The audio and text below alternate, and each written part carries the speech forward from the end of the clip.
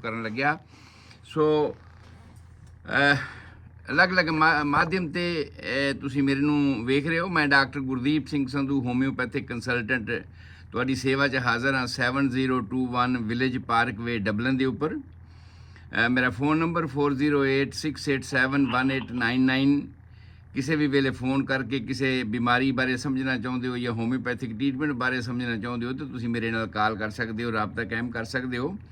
ਅਸੀਂ ਸਿਲਸਿਲੇਵਾਰ ਜੀਵਨ ਤੋਂ ਜੀਵਨ ਦੀ ਉਤਪਤੀ ਦਾ ਇੱਕ ਸਿਲਸਿਲਾ ਲਗਾਤਾਰ ਸ਼ੁਰੂ ਕੀਤਾ ਹੋਇਆ ਹੈ, ਜਿਹਦੇ ਵਿੱਚ ਅਸੀਂ ਦੱਸ ਰਹੇ ਹਾਂ ਕਿ ਜੀਵਨ ਕੁਦਰਤ ਵੱਲੋਂ ਪੈਦਾ ਕਿਵੇਂ ਕੀਤਾ ਜਾਂਦਾ। ਬੇਸ਼ੱਕ ਅਲੱਗ-ਅਲੱਗ ਜਿੰਨੀਆਂ ਵੀ ਜਿਨਸਾਂ ਕੁਦਰਤ ਨੇ ਪੈਦਾ ਕੀਤੀਆਂ ਨੇ, ਉਹਨਾਂ ਦਾ ਅਲੱਗ-ਅਲੱਗ ਵਿਧਾਨ ਉਸਨੇ ਨਵੇਂ ਜੀਵਨ ਨੂੰ ਪੈਦਾ ਕਰਨ ਦਾ ਬਣਾਇਆ ਹੈ। ਮਨੁੱਖ ਦੇ ਜੀਵਨ ਦਾ ਜੋ ਉਸਨੇ ਵਿਧਾਨ ਬਣਾਇਆ ਹੈ, ਅਸੀਂ ਉਸ ਨੂੰ ਪੜ੍ਹ ਕੇ, ਉਸ ਨੂੰ ਵਾਚ ਕੇ ਕੁਦਰਤ ਅਨੁਸਾਰੀ ਤੁਹਾਡੇ ਨਾਲ ਸਾਂਝ ਪਾ ਰਹੇ ਹਾਂ ਕਿ ਕੁਦਰਤ ਨੇ ਮਨੁੱਖ ਦੇ ਜੀਵਨ ਨੂੰ ਜੀਵਨ ਤੋਂ ਜੀਵਨ ਪੈਦਾ ਕਰਨ ਵਾਸਤੇ ਕੀ ਤਰੀਕਾਕਾਰ ਬਣਾਇਆ ਹੋਇਆ ਹੈ, ਔਰ ਉਸ ਤਰੀਕਾਕਾਰ ਦੀ ਵਿਆਖਿਆ ਅਸੀਂ ਲਗਾਤਾਰ ਤੁਹਾਡੇ ਨਾਲ ਕਰਦੇ ਆ ਰਹੇ ਹਾਂ।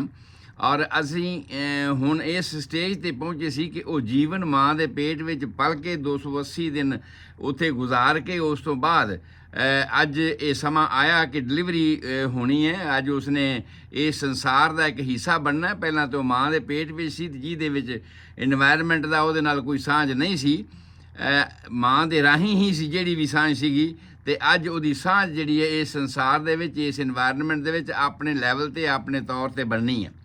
ਔਰ ਉਹਦੇ ਵਿੱਚ ਅਸਾਂ ਇਹ ਪਹਿਲਾਂ ਦੱਸ ਚੁੱਕੇ ਹਾਂ ਕਿ ਇਹ ਜਿਹੜਾ ਸਟੇਜਾਂ ਹਨ, ਇਸ ਨੂੰ ਅਸੀਂ ਸਟੇਜਾਂ 'ਚ ਵੰਡ ਕੇ ਵੇਖਦੇ ਹਾਂ ਕਿ ਜਦੋਂ ਬੱਚੇ ਨੇ ਬਾਹਰ ਆਉਣਾ ਆ, ਉਹਦੇ ਅਲੱਗ-ਅਲੱਗ ਸਟੈਪ ਹਨ ਅਤੇ ਉਹਨਾਂ ਸਟੈਪਾਂ ਨੂੰ ਅਸੀਂ ਕਹਿੰਦੇ ਹਾਂ ਵੀ ਇਹ ਸਟੇਜਾਂ ਹੈਗੀਆਂ ਨੇ। ਸੋ ਪਹਿਲੀ ਸਟੇਜ ਦੀ ਵਿਆਖਿਆ ਅਸੀਂ ਆਲਰੇਡੀ ਕਰ ਚੁੱਕੇ ਹਾਂ। ਮੈਂ ਥੋੜ੍ਹੇ ਜਿਹੇ ਲਫ਼ਜ਼ਾਂ ਦੇ ਵਿੱਚ ਦੁਹਰਾ ਦਿਆਂ ਕਿ ਪਹਿਲੀ ਸਟੇਜ ਜਿਹੜੀ ਹੈ ਉਹ ਆਮ ਤੌਰ 'ਤੇ ਉਦੋਂ ਸਟਾਰਟ ਹੁੰਦੀ ਜਦੋਂ ਪਹਿਲੀ ਦਰਦ ਸ਼ੁਰੂ ਹੁੰਦੀ ਹੈ। ਔਰ ਪਹਿਲੀ ਦਰਦ ਕੀ ਹੈ? ਲੇਬਰ ਦੀ ਦਰਦ ਹੈ ਕਿ ਇਹ ਫਾਲਸ ਲੇਬਰ ਪੇਨ ਹੈਗੀ ਹੈ, ਕਿਸੇ ਹੋਰ ਕਾਰਨ ਤਾਂ ਨਹੀਂ ਹੋਗੀ। ਇਹਦੀ ਸ਼ਨਾਖਤ ਕਰਨੀ ਸਾਡੇ ਵਾਸਤੇ ਬਹੁਤ ਜ਼ਰੂਰੀ ਹੋ ਜਾਂਦੀ ਹੈ, ਜਿਹਦੇ ਵਾਸਤੇ ਅਸੀਂ ਵੇਰਵਾ ਤੁਹਾਡੇ ਨਾਲ ਸਾਂਝਾ ਕਰ ਚੁੱਕੇ ਹਾਂ ਕਿ ਸ਼ਨਾਖਤ ਕਿਵੇਂ ਹੋਏਗੀ। ਅਸਲ ਲੇਬਰ ਪੇਨ ਹੋਏਗੀ ਤਾਂ ਕਿਸ ਤਰ੍ਹਾਂ ਦੀ ਹੋਏਗੀ? ਉਹਦੇ ਵਿੱਚ ਜਿਹੜੀ ਹੈ ਯੂਟਰਸ ਹੈ ਉਹ ਇਕੱਠੀ ਹੁੰਦੀ ਹੈ, ਹੇਠਾਂ ਵੱਲ ਨੂੰ ਪੁਸ਼ ਹੁੰਦਾ ਹੈ, ਜਦੋਂ ਕਿ ਜਿਹੜੀਆਂ ਦੂਸਰੀਆਂ ਪੇਟ ਦੀਆਂ ਦਰਦਾਂ ਹੁੰਦੀਆਂ ਨੇ ਉਹਨਾਂ ਦਾ ਇੱਕ ਲੋਕਲਾਈਜ਼ਡ ਏਰੀਆ ਹੁੰਦਾ ਹੈ, ਔਰ ਉਹਨਾਂ ਦੀ ਸਪਾਜ਼ਮਿਕ ਜਿਹੜੀ ਕੰਡੀਸ਼ਨ ਹੈਗੀ ਹੈ, ਸਪਾਜ਼ਮੋਡਿਕ ਕੰਡੀਸ਼ਨ ਅਸੀਂ ਨੂੰ ਕਹਿੰਦੇ ਹਾਂ, ਉਹ ਨਹੀਂ ਹੁੰਦੀ ਜੀ। ਜਿਹੜੀ ਇਹ ਇੱਕ ਰੈਗੂਲਰ ਰਿਦਮ ਦੇ ਵਿੱਚ ਆਉਂਦੀ ਹੈ, ਆਪਣਾ ਇੱਕ ਸਮਾਂ ਪੂਰਾ ਕਰਦੀ ਅਤੇ ਚਲੇ ਜਾਂਦੀ ਹੈ। ਇਸ ਫਸਟ ਸਟੇਜ ਦੇ ਵਿੱਚ ਜਿਹੜੀਆਂ ਵੀ ਦਰਦਾਂ ਆਉਂਦੀਆਂ ਸੀ, ਅਸੀਂ ਇਹ ਦੇਖਿਆ ਸੀ ਕਿ ਅੱਧੇ ਘੰਟੇ ਤੋਂ ਲੈ ਕੇ ਇਹਦਾ ਸਮਾਂ ਕਈ ਵਾਰ ਵੱਧ ਵੀ ਹੋ ਸਕਦਾ, ਪਰ ਆਮ ਤੌਰ 'ਤੇ ਅੱਧੇ ਘੰਟੇ ਬਾਅਦ ਇਹ ਦਰਦ ਲਗਾਤਾਰ ਆਉਣੀ ਸ਼ੁਰੂ ਹੋ ਜਾਂਦੀ ਹੈ। ਅਤੇ ਪਹਿਲਾਂ ਇਹਦਾ ਜੋ ਡਿਊਰੇਸ਼ਨ ਜਿਹੜਾ ਹੁੰਦਾ ਆ ਉਹ ਕੁਝ ਸਕਿੰਟਾਂ ਦਾ ਹੁੰਦਾ ਹੈ, ਕੁਝ ਮਿੰਟਾਂ ਦਾ ਹੁੰਦਾ ਹੈ, 2 ਤੋਂ 3 ਮਿੰਟ ਤੱਕ ਵੀ ਰਹਿੰਦੀ ਹੈ। ਉਸ ਤੋਂ ਬਾਅਦ ਹੌਲੀ ਹੌਲੀ ਇਹ ਡਿਊਰੇਸ਼ਨ ਜਿਹੜਾ ਉਸਦਾ ਵਧਣਾ ਸ਼ੁਰੂ ਹੋ ਜਾਂਦਾ, ਸਮਾਂ ਜਿਹੜਾ ਹੈਗਾ ਉਹ ਘੱਟ ਹੋ ਜਾਂਦਾ ਹੈ। ਸੋ ਉਸ ਸਮੇਂ ਦੇ ਮੁਤਾਬਕ ਅਸੀਂ ਆਮ ਤੌਰ 'ਤੇ ਇਸ ਨੂੰ ਕੰਸੀਡਰ ਕਰਦੇ ਹਾਂ। ਸੋ ਪਹਿਲੀ ਸਟੇਜ ਦੇ ਵਿੱਚ ਕੀ ਕੰਡੀਸ਼ਨਾਂ ਹੁੰਦੀਆਂ ਨੇ, ਕੀ ਡਾਕਟਰ ਨੇ ਵਾਚ ਕਰਨਾ ਹੈ, ਕੀ ਉਹ ਦਾਈ ਜਿਹੜੀ ਉਸ ਵੇਲੇ ਮੌਕੇ 'ਤੇ ਹੈਗੀ ਹੈ, ਕਿਉਂਕਿ ਇਹ ਇੱਕ ਕੁਦਰਤ ਦਾ ਨਿਯਮ ਹੈ, ਇਹਨੂੰ ਅਸੀਂ ਵਾਚ ਹੀ ਕਰਨਾ ਹੈਗਾ ਕਿ ਕੋਈ ਕੰਪਲੀਕੇਸ਼ਨ ਰਸਤੇ ਵਿੱਚ ਤਾਂ ਨਹੀਂ ਹੈਗੀ, ਕੋਈ ਰਾਹ ਦੇ ਵਿੱਚ ਐਸੀ ਪ੍ਰੋਬਲਮ ਤਾਂ ਨਹੀਂ ਹੈਗੀ। ਔਰ ਇਹਦੇ ਵਾਸਤੇ ਸਾਡਾ ਇੱਕ ਆਮ ਫਾਰਮੂਲਾ ਹੈਗਾ ਆ ਜਿਹੜਾ ਡਾਕਟਰਾਂ ਨੇ ਆਮ ਤੌਰ 'ਤੇ ਬਣਾਇਆ, ਅਸੀਂ ਉਹਨੂੰ ਕਹਿੰਦੇ ਹਾਂ 5P। ਤੋਂ 5P ਦੇ ਵਿੱਚ ਪਹਿਲਾਂ ਅਸੀਂ ਵੇਖਦੇ ਹਾਂ, ਪਹਿਲਾ ਕੰਮ ਪੈਸੇਂਜਰ, ਆਉਣ ਵਾਲਾ ਕੌਣ ਆ? ਜਿਹੜਾ ਵੀ ਇਸ ਹਾਲਾਤ ਦੇ ਵਿੱਚ ਆਉਣ ਵਾਲਾ ਉਹ ਹੈ ਫੀਟਸ, ਬੱਚਾ ਆਉਣ ਵਾਲਾ ਹੈ। ਅਤੇ ਉਸ ਵੇਲੇ ਸਾਨੂੰ ਨਿਗਰਾਨੀ ਕਰਨੀ ਚਾਹੀਦੀ ਹੈ ਬੱਚੇ ਦੀ ਕਿ ਬੱਚੇ ਦੀ ਹਾਰਟ ਬੀਟ ਠੀਕ ਆ, ਬੱਚੇ ਦੀ ਇਸ ਵੇਲੇ ਪੋਜੀਸ਼ਨ ਕੀ ਹੈ। ਕਈ ਵਾਰਾਂ ਸਾਨੂੰ ਮੈਨੀਪੂਲੇਟ ਕਰਨਾ ਪੈਂਦਾ ਹੈ ਕਿ ਬੱਚੇ ਦੀ ਪੋਜੀਸ਼ਨ ਟਰਾਂਸਵਰਸ ਹੁੰਦੀ ਹੈ ਜਾਂ ਬੱਚੇ ਦੀ ਪੋਜੀਸ਼ਨ ਕਿਸੇ ਤਰ੍ਹਾਂ ਬਰੀਚ ਵਾਲੀ ਕੰਡੀਸ਼ਨ ਦੇ ਵਿੱਚ ਹੁੰਦੀ ਹੈ, ਸਿਰ ਉੱਪਰ ਵਾਲੇ ਪਾਸੇ ਹੁੰਦਾ ਹੈ ਜਾਂ ਸਾਈਡ ਵਾਲੇ ਪਾਸੇ ਹੁੰਦਾ ਹੈ। ਪਰ ਨਾਰਮਲ ਅਸੀਂ ਇਹ ਸਮਝਦੇ ਹਾਂ ਜਦੋਂ ਬੱਚੇ ਦਾ ਸਿਰ ਹੇਠਾਂ ਵਾਲੇ ਪਾਸੇ ਹੁੰਦਾ। 99% ਜਿਹੜੀਆਂ ਡਿਲੀਵਰੀਆਂ ਨੇ ਉਹ ਆਮ ਤੌਰ 'ਤੇ ਸਿਰ ਬੱਚੇ ਦਾ ਹੇਠਾਂ ਵਾਲੇ ਪਾਸੇ ਹੁੰਦਾ ਹੈ, ਅਤੇ ਉਸ ਕੰਡੀਸ਼ਨ ਨੂੰ ਅਸੀਂ ਨਾਰਮਲ ਸਮਝਦੇ ਹਾਂ। ਸੋ ਪਹਿਲੀ ਕੰਡੀਸ਼ਨ ਸਾਡੀ ਇਹ ਹੁੰਦੀ ਹੈ ਕਿ ਅਸੀਂ ਉਹਨੂੰ ਵਾਚ ਕਰਨਾ ਹੈ, ਬੱਚੇ ਦੇ ਦਿਲ ਦੀ ਧੜਕਣ ਵਾਚ ਕਰਨੀ ਹੈ, ਉਹਦੀ ਮੂਵਮੈਂਟ ਤੇ ਉਹਦੀ ਪੋਜੀਸ਼ਨ ਵਾਚ ਕਰਨੀ ਹੈ ਕਿ ਉਹ ਕਿਸ ਪੋਜੀਸ਼ਨ ਵਿੱਚ ਮਾਂ ਦੇ ਪੇਟ ਵਿੱਚ ਪਿਆ ਹੋਇਆ ਹੈ। ਸੋ ਪਹਿਲੀ ਪੀ ਸਾਡੀ ਆਮ ਤੌਰ ਤੇ ਇਸ ਗੱਲ ਵਾਸਤੇ ਹੁੰਦੀ ਆ ਕਿ ਪੈਸੇਂਜਰ ਜਿਹੜਾ ਆਉਣ ਵਾਲਾ ਆ ਉਹਦੀ ਹਾਲਤ ਠੀਕ ਆ। ਅਸੀਂ ਇਹਦੇ ਵਿੱਚ ਸਾਰੀਆਂ ਗੱਲਾਂ ਪਹਿਲੀ ਸਟੇਜ ਦੇ ਵਿੱਚ ਕਰ ਚੁੱਕੇ ਹਾਂ ਕਿ ਬੱਚੇ ਦੇ ਵਿੱਚ ਅਸੀਂ ਹਾਰਟ ਬੀਟ ਜਿਹੜੀ ਹੈ ਉਹ 140 ਤੱਕ ਗਿਣਦੇ ਹਾਂ, ਪਰ ਜੇ ਹਾਰਟ ਬੀਟ ਉਹਦੀ ਘਟਣੀ ਸ਼ੁਰੂ ਹੋ ਜਾਵੇ ਜਾਂ ਜੇ ਹਾਰਟ ਬੀਟ ਉਹਦੀ ਵਧਣੀ ਸ਼ੁਰੂ ਹੋ ਜਾਵੇ ਤੇ ਉਹ ਸਾਰੀਆਂ ਹੀ ਕੰਪਲੀਕੇਸ਼ਨ ਵਾਲੀਆਂ ਗੱਲਾਂ ਸੀ। 160 ਤੋਂ ਵੱਧ ਜਾਵੇ ਜਾਂ 160 ਤੱਕ ਹੋ ਜਾਵੇ ਤੇ ਤਾਂ ਵੀ ਇੱਕ ਸੀਰੀਅਸ ਕੰਡੀਸ਼ਨ ਮੰਨੀ ਜਾਂਦੀ ਸੀ, ਜਾਂ ਇਹ ਪਲਸ ਰੇਟ ਇਹ ਉਹਦਾ ਪੈਲਪੀਟੇਸ਼ਨ ਜਿਹੜਾ ਹੈ ਘਟਣਾ ਸ਼ੁਰੂ ਹੋ ਜਾਵੇ ਤੇ ਉਸ ਵੇਲੇ ਵੀ ਅਸੀਂ ਇਸ ਨੂੰ ਇਹ ਸਮਝਦੇ ਹਾਂ ਵੀ ਇਹ ਗੱਲ ਠੀਕ ਨਹੀਂ ਹੈਗੀ, ਇਹਦੀ ਟੇਕ ਕੇਅਰ ਕਰਨੀ ਚਾਹੀਦੀ ਹੈ। ਸੋ ਉਸ ਤੋਂ ਬਾਅਦ ਅਗਲੀ ਗੱਲ ਹੁੰਦੀ ਹੈ ਪੈਸੇਜ, ਕਿ ਜਿਸ ਰਸਤੇ ਤੇ ਇਸ ਪੈਸੇਂਜਰ ਨੇ ਆਉਣਾ ਆ, ਇਸ ਬੱਚੇ ਨੇ ਬਾਹਰ ਆਉਣਾ ਆ, ਉਸ ਦੀ ਪੂਰੀ ਤਰ੍ਹਾਂ ਦੇਖਭਾਲ ਤੇ ਪੂਰਾ ਅਸੀਂ ਇਹ ਵੇਖ ਲਈਏ ਵੀ ਹਾਂ ਉਹ ਪੈਸੇਜ ਜਿਹੜਾ ਉਹ ਰਸਤਾ ਜਿਹੜਾ ਆ ਉਹ ਠੀਕ ਹੈ, ਉਹ ਰਸਤਾ ਜਿਹੜਾ ਹੈ ਉਹ ਸਹੀ ਹੈ। ਤੇ ਉਹਦੇ ਵਾਸਤੇ ਮੈਂ ਤੁਹਾਨੂੰ ਪਹਿਲਾਂ ਦੱਸ ਚੁੱਕਿਆ ਸੀ ਕਿ ਪੈਲਵੀਮੀਟਰੀ ਅਸੀਂ ਉਸ ਨੂੰ ਕਹਿੰਦੇ ਹਾਂ, ਕਿ ਪੈਲਵਿਕ ਦੀ ਜੱਜਮੈਂਟ ਕਰਨੀ ਕਿ ਕੀ ਪੈਲਵਿਕ ਦੀਆਂ ਹੱਡੀਆਂ ਆਪਸ ਵਿੱਚ ਇੰਨੀ ਦੂਰੀ ਤੇ ਹਨ ਕਿ ਉਹਦੇ ਵਿੱਚੋਂ ਬੱਚੇ ਦਾ ਸਿਰ ਆਰਾਮ ਨਾਲ ਪਾਸ ਕਰ ਸਕੇ।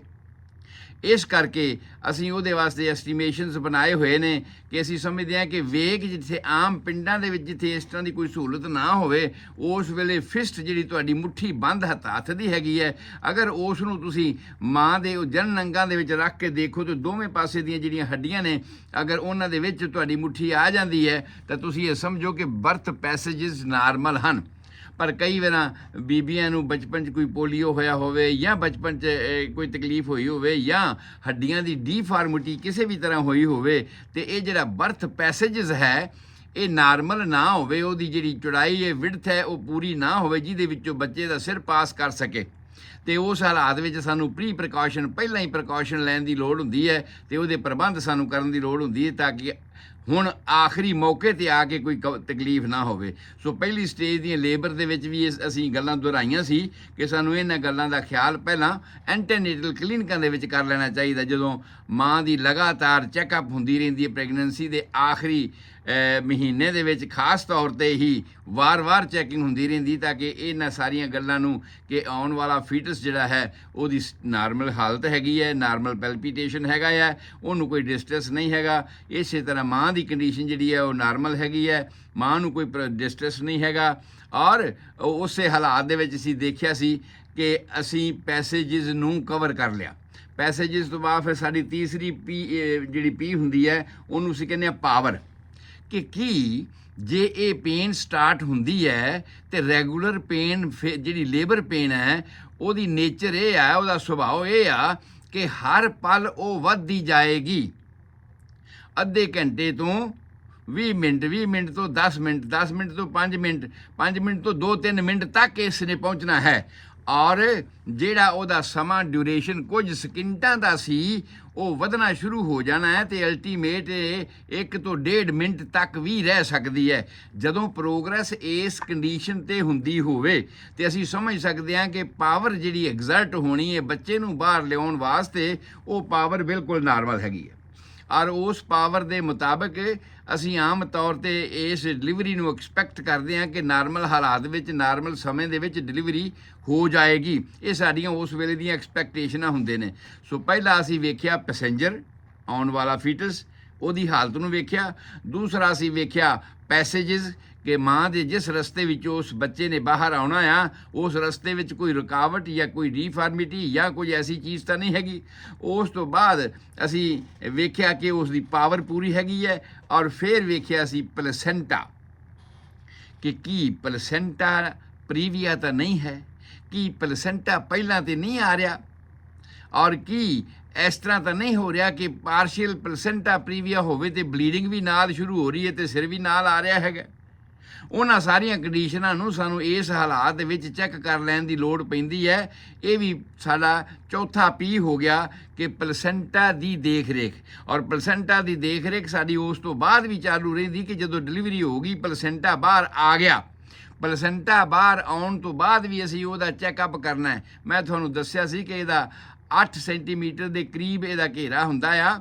ਔਰ ਉਸ ਘੇਰੇ ਦੇ ਵਿੱਚ 2 ਲੋਬ ਬਣੇ ਹੁੰਦੇ ਨੇ ਔਰ ਫਿਰ ਉਹਨਾਂ ਲੋਬਸ ਦੇ 2 ਹਿੱਸੇ ਬਣੇ ਹੁੰਦੇ ਨੇ, ਅੰਦਰਲੇ ਪਾਸੇ ਔਰ ਬਾਹਰਲੇ ਪਾਸੇ ਸਾਨੂੰ ਦਿਖਾਈ ਦਿੰਦਾ ਕਿ ਛੋਟੇ ਛੋਟੇ, ਜਿਸ ਤਰ੍ਹਾਂ ਮੈਂ ਇੱਕ ਐਗਜ਼ਾਮਪਲ ਦਿੱਤੀ ਸੀ ਵੀ ਬੀਬੀਆਂ ਬਾਹਰ ਘੀਰੇ ਪਾਥੀਆਂ ਪੱਥਦੀਆਂ ਨੇ ਨਾ, ਤੇ ਅਲੱਗ-ਅਲੱਗ ਪਾਥੀਆਂ ਜੋੜ ਕੇ ਨਾਲ ਪਾਥੀਆਂ ਰੱਖੀ ਜਾਂਦੀਆਂ ਨੇ, ਬਣਾ ਕੇ ਪਾਥੀਆਂ। ਠੀਕ ਉਸੇ ਤਰ੍ਹਾਂ ਅਗਰ ਪਲੇਸੈਂਟਾ ਦਾ ਤੁਸੀਂ ਮਾਂ ਵਾਲੇ ਪਾਸਾ ਦਾ ਹਿੱਸਾ ਵੇਖੋਗੇ, ਨਾਰਮਲ ਆ ਗਿਆ ਹੈ, ਤੇ ਉਹਦੇ 'ਚ ਇਸੇ ਤਰ੍ਹਾਂ ਦੇ ਛੋਟੇ ਛੋਟੇ ਖਾਨੇ ਬਣੇ ਹੋਣਗੇ ਔਰ ਉਸ ਨੂੰ ਅਸੀਂ ਵੇਖਣਾ ਹੈ ਕਿ ਕੀ ਪਲੇਸੈਂਟਾ ਪੂਰੇ ਦਾ ਪੂਰਾ ਬਾਹਰ ਆ ਗਿਆ ਹੈ। ਔਰ ਇਹਨਾਂ ਸਾਰੀਆਂ ਹੀ ਗੱਲਾਂ ਤੋਂ ਬਹੁਤ ਜ਼ਰੂਰੀ ਹੈ ਸਾਈਕਾਲੋਜੀਕਲੀ ਮਾਂ ਦੀ ਹਾਲਤ ਨੂੰ ਠੀਕ ਵੇਖਣਾ ਕਿ ਕੀ ਉਹ ਨਰਵਸ ਤਾਂ ਨਹੀਂ, ਕਿਉਂਕਿ ਆਮ ਤੌਰ 'ਤੇ ਜਿਹੜੀਆਂ ਪ੍ਰਾਇਮੀ ਗ੍ਰੈਵਿਡਾ ਹੁੰਦੀਆਂ ਨੇ, ਜਿਹੜੀਆਂ ਪਹਿਲੀ ਦਫਾ ਪ੍ਰੈਗਨੈਂਟ ਹੋਈਆਂ ਨੇ ਤੇ ਮਾਂ ਬਣਨ ਜਾ ਰਹੀਆਂ ਨੇ, ਉਹਨਾਂ ਦੇ ਵਿੱਚ ਇਹ ਨਰਵਸਨੈਸ ਵੀ ਹੁੰਦੀ ਹੈ, ਘਬਰਾਹਟ ਵੀ ਹੁੰਦੀ ਹੈ ਔਰ ਉਹਨਾਂ ਨੂੰ ਸਾਈਕਾਲੋਜੀਕਲੀ ਤਿਆਰ ਕਰਨ ਦੀ ਵੀ ਲੋੜ ਹੁੰਦੀ ਹੈ ਕਿ ਨਹੀਂ ਇਹ ਇੱਕ ਨਾਰਮਲ ਪ੍ਰੋਸੀਜਰ ਹੈ ਕੁਦਰਤ ਦਾ ਔਰ ਇਹਨੇ ਨਾਰਮਲ ਤਰੀਕੇ 'ਤੇ ਹੋ ਜਾਣਾ ਹੈ, ਜਾਂ ਤੇਰੀ ਚੈੱਕਅਪ ਦੇ ਵਿੱਚ ਇਹ ਦੇਖਿਆ ਗਿਆ ਕਿ ਕੋਈ ਕੰਪਲੀਕੇਸ਼ਨ ਨਹੀਂ ਹੈਗੀ, ਤੂੰ ਬਿਲਕੁਲ ਨਾਰਮਲ ਤੇ ਸਹੀ ਤੌਰ 'ਤੇ ਬੱਚੇ ਨੂੰ ਆਪਣੇ ਨੂੰ ਜੰਮ ਸਕੇਂਗੀ। ਇੱਕ ਗੱਲ ਮੈਂ ਹੋਰ ਇੱਥੇ ਕਹਿਣੀ ਚਾਹੁੰਦਾ ਕਿ ਅੱਜ ਕੱਲ੍ਹ ਬੇਸ਼ੱਕ ਅਸੀਂ ਸਹੂਲਤਾਂ ਬਹੁਤ ਭਾਲ ਰਹੀਆਂ ਨੇ ਔਰ ਸਹੂਲਤਾਂ ਭਾਲਣ ਦੇ ਮੁਤਾਬਕ ਅਸੀਂ ਕੋਸ਼ਿਸ਼ ਇਹ ਕਰਦੇ ਹਾਂ ਵੀ ਸਾਡੀ ਜਿਹੜੀ ਜਿਹੜੀ ਲੇਬਰ ਦੀ ਸਟੇਜ ਹੈਗੀ ਹੈ ਉਹ ਘੱਟ ਤੋਂ ਘੱਟ ਸਾਨੂੰ ਸਹਿਣੀ ਪਵੇ, ਦਰਦ ਸਾਨੂੰ ਘੱਟ ਤੋਂ ਘੱਟ ਸਹਿਣੀ ਪਵੇ ਔਰ ਉਸੇ ਤਰੀਕੇ ਵਿੱਚ ਫਟਾਫਟ ਅਸੀਂ ਡਿਲੀਵਰੀ ਕਰਨ ਦੇ ਤਰੀਕਾਕਾਰ ਨੂੰ ਅਪਣਾਉਣ ਦੀ ਕੋਸ਼ਿਸ਼ ਕਰਦੇ ਹਾਂ। ਇਹ ਫਸਟ ਸਟੇਜ ਦੀਆਂ ਉਹ ਗੱਲਾਂ ਨੇ, ਤਰੀਕਾਕਾਰ ਅਪਣਾਉਣ ਦੀ ਕੋਸ਼ਿਸ਼ ਕਰਨੇ ਆ ਤੇ ਡਾਕਟਰ ਵੀ ਸੋਚਦੇ ਨੇ ਚਲ ਠੀਕ ਹੈ ਸਿਜ਼ੇਰੀਅਨ ਕਰੋ ਜੀ, ਫਟਾਫਟ ਸਿਜ਼ੇਰੀਅਨ ਕਰਕੇ ਅਸੀਂ ਬੱਚੇ ਨੂੰ ਕੱਢ ਲੈਣ ਦੀ ਕੋਸ਼ਿਸ਼ ਕਰਦੇ ਹਾਂ, ਪਰ ਉਹਦੀਆਂ ਬਹੁਤ ਸਾਰੀਆਂ ਕੰਪਲੀਕੇਸ਼ਨਾਂ ਨੇ। ਮੈਂ ਇਹਨਾਂ ਕੰਪਲੀਕੇਸ਼ਨਾਂ ਨੂੰ ਤੁਹਾਡੇ ਨਾਲ ਬਾਅਦ ਵਿੱਚ ਸਾਂਝਾ ਕਰਾਂਗਾ ਤਾਂ ਕਿ ਸਾਡਾ ਇਹ ਚੈਪਟਰ ਲੇਟ ਨਾ ਹੋ ਜਾਵੇ।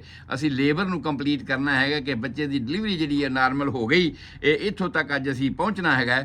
ਤੋ ਇਸ ਕਰਕੇ ਇਹ ਜਿਹੜੇ 5 P ਹਨ ਜਿਹੜੇ ਮੈਂ ਤੁਹਾਡੇ ਸਾਹਮਣੇ ਹੁਣ ਗਿਣੇ ਹਨ, ਪਹਿਲੀ ਗੱਲ ਪੈਸੇਂਜਰ, ਦੂਸਰੀ ਗੱਲ ਪੈਸੇਜਿਸ, ਤੀਸਰੀ ਗੱਲ ਪਾਵਰ ਕਿ ਬਾਂਹ ਦੀ ਪਾਵਰ ਠੀਕ ਹੈਗੀ ਹੈ ਜਾਂ ਜਿਹੜੀਆਂ ਪੇਨਸ ਆ ਰਹੀਆਂ ਨੇ ਉਹ ਠੀਕ ਹੋ ਰਹੀਆਂ ਨੇ। ਉਸ ਤੋਂ ਬਾਅਦ ਪਲੇਸੈਂਟੇ ਦੇ ਨਾਲ ਹੀ ਓਵਰਆਲ ਜੋ ਅਸੀਂ ਚੈੱਕ ਕਰਨਾ ਹੈ ਉਹ ਹੈ ਸਾਈਕਾਲੋਜੀ, ਕਿ ਮਾਂ ਦੀ ਸਾਈਕਾਲੋਜੀ, ਮਾਂ ਦੀ ਮਾਨਸਿਕਤਾ ਨੂੰ ਵੇਖ ਕੇ ਚੈੱਕ ਕਰਨਾ ਔਰ ਉਸ ਨੂੰ ਇਹ ਹੌਸਲਾ ਦੇਣਾ ਕਿ ਇੱਕ ਨਾਰਮਲ ਪ੍ਰੋਸੀਜਰ ਹੈ, ਸਾਰੀਆਂ ਮਾਵਾਂ ਇਸੇ ਤਰ੍ਹਾਂ ਹੀ ਬਣਦੀਆਂ ਨੇ।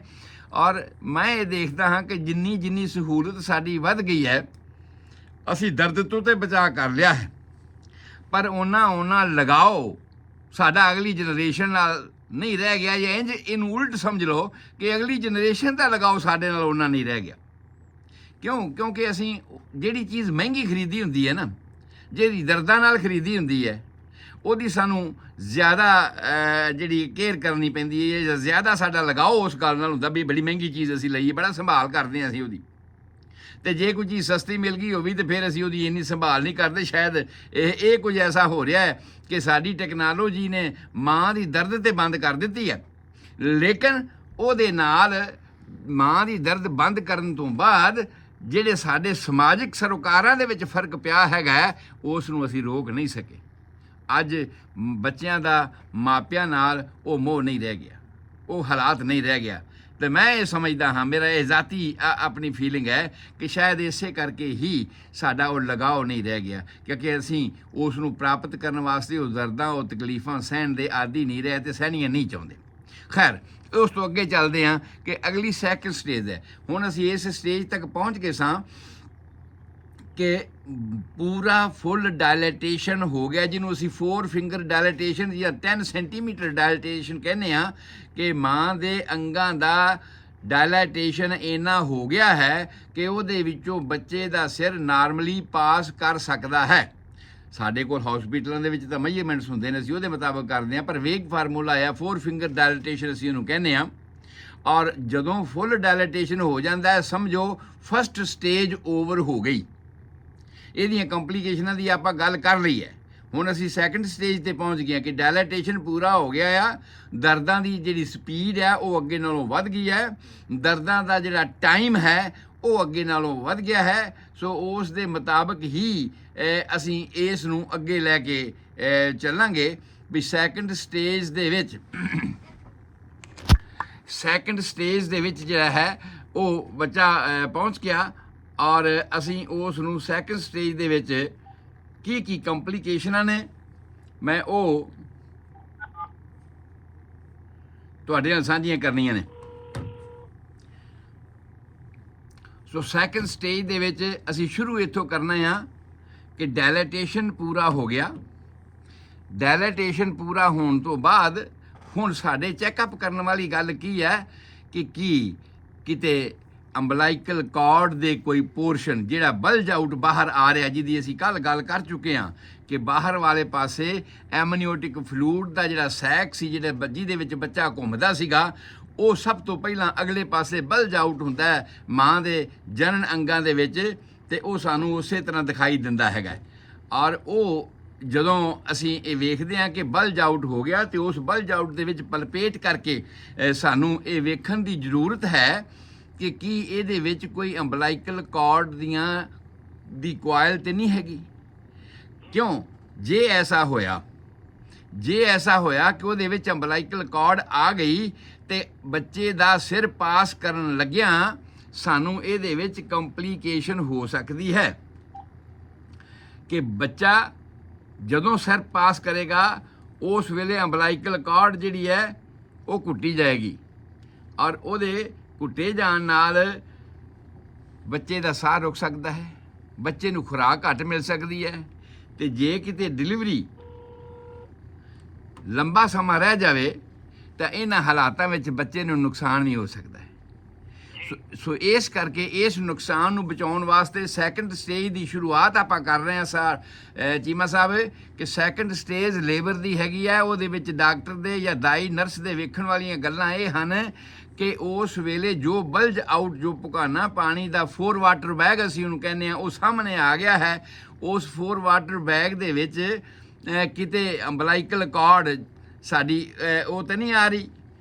ਜੇ ਅੰਬਲਾਈਕਲ ਕਾਰਡ ਆ ਰਹੀ ਹੈ ਤੇ ਸਾਨੂੰ ਸਿਰ ਨੂੰ ਇੱਕ ਵਾਰ ਫਿਰ ਪਿੱਛੇ ਵੱਲ ਪੁਸ਼ ਕਰਨਾ ਪਏਗਾ, ਤਾਂ ਕਿ ਕਿਉਂਕਿ ਉਹ ਪਾਣੀ ਦੇ ਵਿੱਚ ਮੂਵ ਕਰ ਰਹੀ ਹੈ, ਉਸ ਅਮਨੀਓਟਿਕ ਫਲੂਇਡ ਦੇ ਵਿੱਚ ਮੂਵ ਕਰ ਰਹੀ ਹੈ, ਤੇ ਉਹ ਮੂਵ ਕਰ ਜਾਏਗੀ। ਹੋ ਸਕਦਾ ਉੱਪਰ ਵਾਲੇ ਪਾਸੇ ਚਲੀ ਜਾਵੇ ਤੇ ਉਹ ਪਹਿਲਾਂ ਨਾ ਨਿਕਲੇ, ਜਾਂ ਸਿਰ ਦੇ ਵਿੱਚ ਫਸ ਕੇ ਸਿਰ ਦੇ ਬਰਾਬਰ ਤੇ ਨਾ ਨਿਕਲੇ।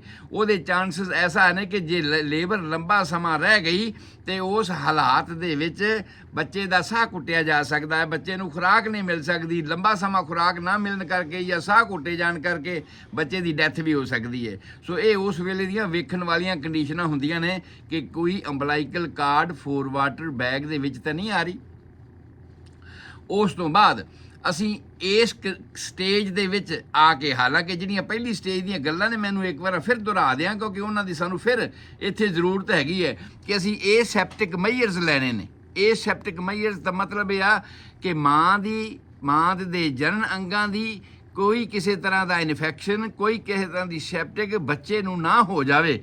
ਹੁਣ ਸਾਡਾ ਕੰਮ ਇਹ ਆ ਉਹ ਬੱਚੇ ਨੂੰ ਸੇਵ ਕਰਨਾ, ਬੱਚੇ ਦੇ ਹਰ ਹਾਲਾਤ ਨੂੰ, ਅੱਖਾਂ ਨੂੰ, ਨੱਕ ਨੂੰ, ਸਾਰੀਆਂ ਗੱਲਾਂ ਨੂੰ ਸੇਵ ਕਰਨ ਦੀ ਸਾਡੀ ਜ਼ਿੰਮੇਵਾਰੀ ਆ ਰਹੀ ਅੱਗੇ, ਕਿ ਉਹ 4 ਵਾਟਰ ਬੈਗ ਜਿਹੜਾ ਹੈਗਾ ਆ, ਉਹ 4 ਵਾਟਰ ਬੈਗ ਅਸੀਂ ਇਸ ਮੌਕੇ ਤੇ ਆ ਕੇ ਤੋੜਨਾ ਹੈ। ਕਈ ਵਾਰ ਤੇ ਆਪਣੇ ਆਪ ਟੁੱਟ ਜਾਂਦਾ ਆ, ਤੇ ਕਈ ਵਾਰ ਉਹ ਆਪਣੇ ਆਪ ਨਹੀਂ ਵੀ ਟੁੱਟਦਾ, ਤੇ ਉਸ ਹਾਲਾਤ ਦੇ ਵਿੱਚ ਫਿਰ ਸਾਨੂੰ ਉਸ 4 ਵਾਟਰ ਬੈਗ ਨੂੰ ਤੋੜ ਕੇ ਪਾਣੀ ਉਹਦਾ ਬਾਹਰ ਵਗਾਉਣਾ ਪੈਂਦਾ ਆ, ਜਿਹਦੇ ਨਾਲ ਜਿਹੜਾ ਕੋਈ ਹੋਰ ਸਪੇਸ ਇਸ ਪਾਣੀ ਨੇ ਘੇਰੀ ਸੀ ਮਾਂ ਦੇ ਅੰਗਾਂ ਦੀ, ਉਹ ਬੱਚੇ ਦੇ ਸਿਰ ਨੂੰ ਮਿਲ ਜਾਂਦੀ ਹੈ, ਜਿਹਦੇ ਵਿੱਚ ਬੱਚੇ ਦੇ ਸਿਰ ਨੂੰ ਬਾਹਰ ਆਉਣ ਵਿੱਚ ਆਸਾਨੀ ਹੋ ਜਾਂਦੀ ਹੈ।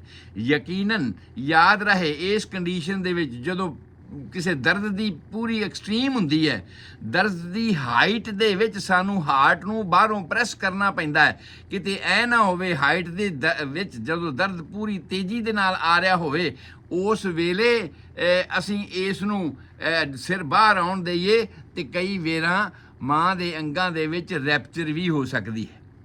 ਔਰ ਉਸ ਰੈਪਚਰ ਨੂੰ ਬਚਾਉਣ ਵਾਸਤੇ ਇਹ ਬਹੁਤ ਜ਼ਰੂਰੀ ਹੈ ਕਿ ਅਸੀਂ ਉਸ ਵੇਲੇ ਸਿਰ ਨੂੰ ਸਪੋਰਟ ਦਈਏ। ਅਸੀਂ 4 ਵਾਟਰ ਬੈਗ ਫਟ ਗਿਆ, ਸਿਰ ਬਾਹਰ ਆ ਰਿਹਾ ਹੈ, ਉਸ ਵੇਲੇ ਅਸੀਂ ਸਿਰ ਨੂੰ ਸਪੋਰਟ ਕਰਨਾ ਆ, ਤਾਂ ਕਿ ਉਸ ਹਾਲਾਤ ਵਿੱਚ ਦਰਦ ਦੀ ਐਕਸਟ੍ਰੀਮ ਦੇ ਵਿੱਚ ਸਿਰ ਇੱਕਦਮ ਪੁਸ਼ ਹੋ ਕੇ ਬਾਹਰ ਨਾ ਆਵੇ। ਉਹਦੇ ਨਾਲ ਜਨਨ ਅੰਗਾਂ ਨੂੰ ਨੁਕਸਾਨ ਹੋ ਸਕਦਾ ਹੈਗਾ, ਔਰ ਉਹਦੇ ਨਾਲ ਕਈ ਵਾਰ ਐਸਾ ਵੀ ਹੋ ਸਕਦਾ ਹੈ, ਕਿਉਂਕਿ ਉਹ ਬੱਚੇ ਦੀ ਇੱਕ ਪੋਜੀਸ਼ਨ ਹੈ, ਆਮ ਤੌਰ 'ਤੇ ਅਸੀਂ ਉਹਨੂੰ ਕਹਿੰਦੇ ਹਾਂ ਆਕਸੀਪੀਟੋ ਪੋਸਟੀਰੀਅਰ ਪੋਜੀਸ਼ਨ।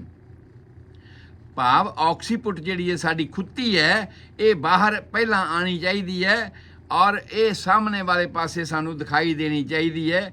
ਇਹ ਹਿੱਸਾ ਜਿਹੜਾ ਅਗਰ ਆਏਗਾ ਤੇ ਸਭ ਤੋਂ ਛੋਟਾ ਸਿਰ ਦਾ ਹਿੱਸਾ ਹੁੰਦਾ ਆ ਜਿਹੜਾ ਬਾਹਰ ਵਾਲੇ ਪਾਸੇ ਆਉਣਾ ਸ਼ੁਰੂ ਹੋ ਜਾਂਦਾ ਹੈ ਔਰ ਉਸ ਤੋਂ ਬਾਅਦ ਇੱਕ ਰੋਟੇਸ਼ਨ ਹੁੰਦਾ ਹੈ। ਅਸੀਂ ਇਹ ਦੇਖਿਆ ਸੀ ਕਿ ਜਦੋਂ ਬੱਚੇਦਾਨੀ ਦੀ ਅਸੀਂ ਗੱਲ ਕਰ ਰਹੇ ਸਾਂ ਉਸ ਵੇਲੇ ਅਸਾਂ ਇਹ ਵੇਖਿਆ ਸੀ ਕਿ ਬੱਚੇਦਾਨੀ ਤਿਕੋਨੀ ਸ਼ਕਲ ਦੀ ਹੈਗੀ ਹੈ ਔਰ ਬੱਚੇਦਾਨੀ ਦਾ ਮੂੰਹ ਵੀ ਜਿਹੜਾ ਤਿਕੋਨੀ ਸ਼ਕਲ ਦਾ ਹੈਗਾ।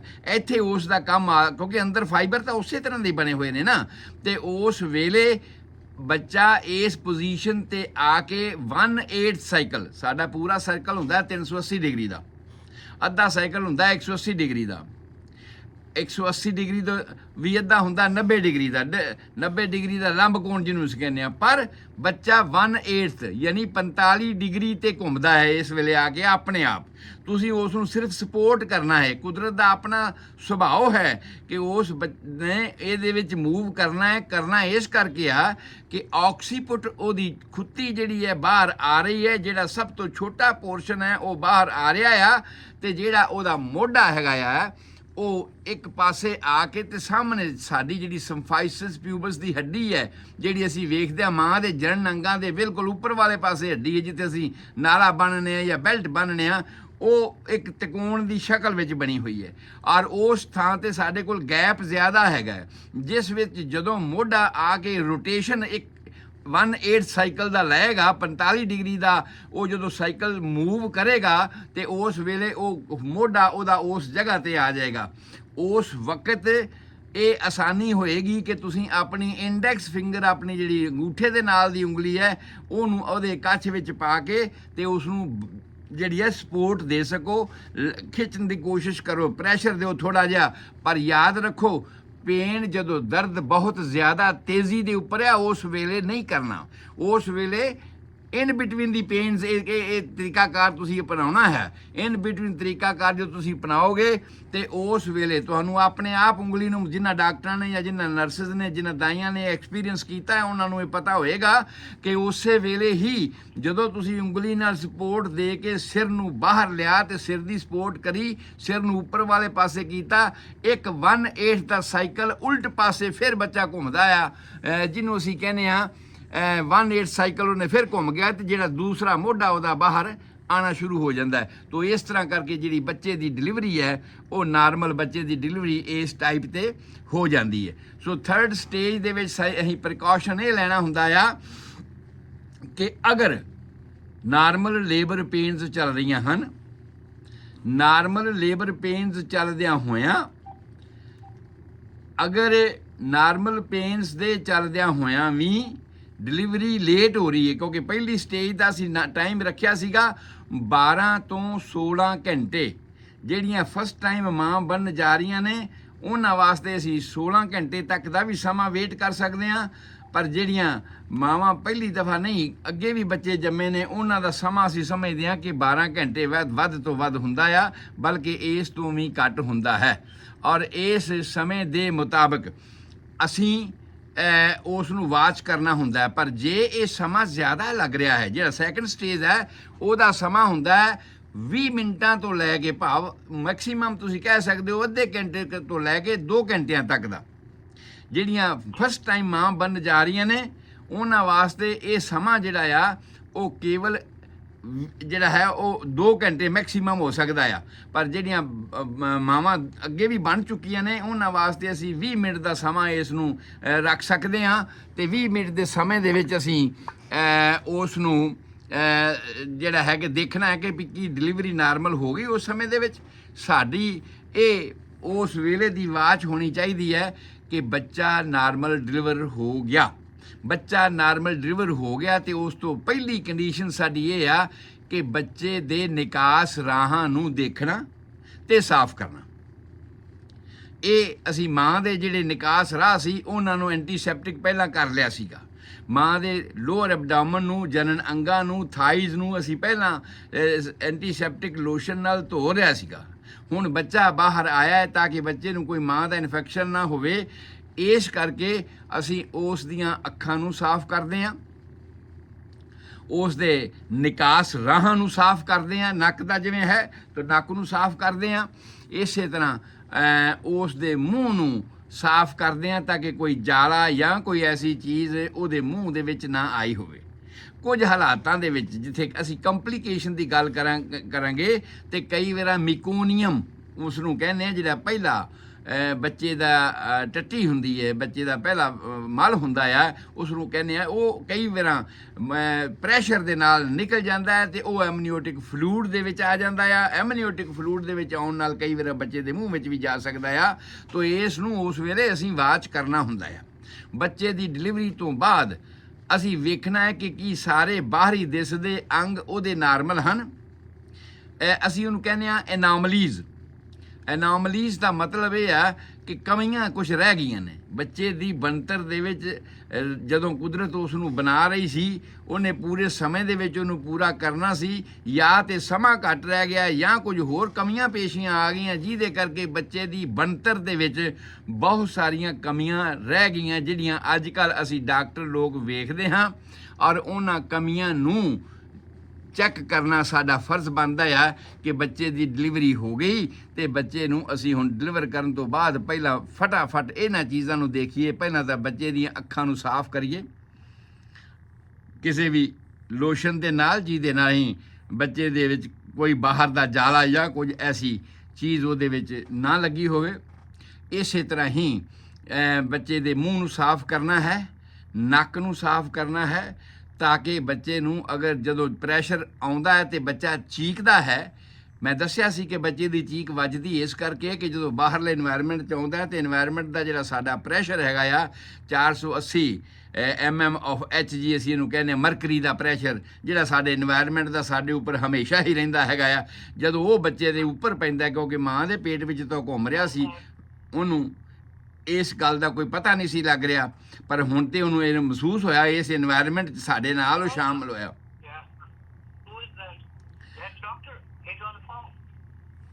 ਹਾਂ, ਇਸ ਫੋਨ ਤੇ ਹਾਂਜੀ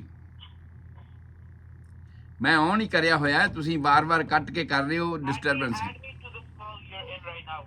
ਹਾਂਜੀ, ਸੋ ਮੈਂ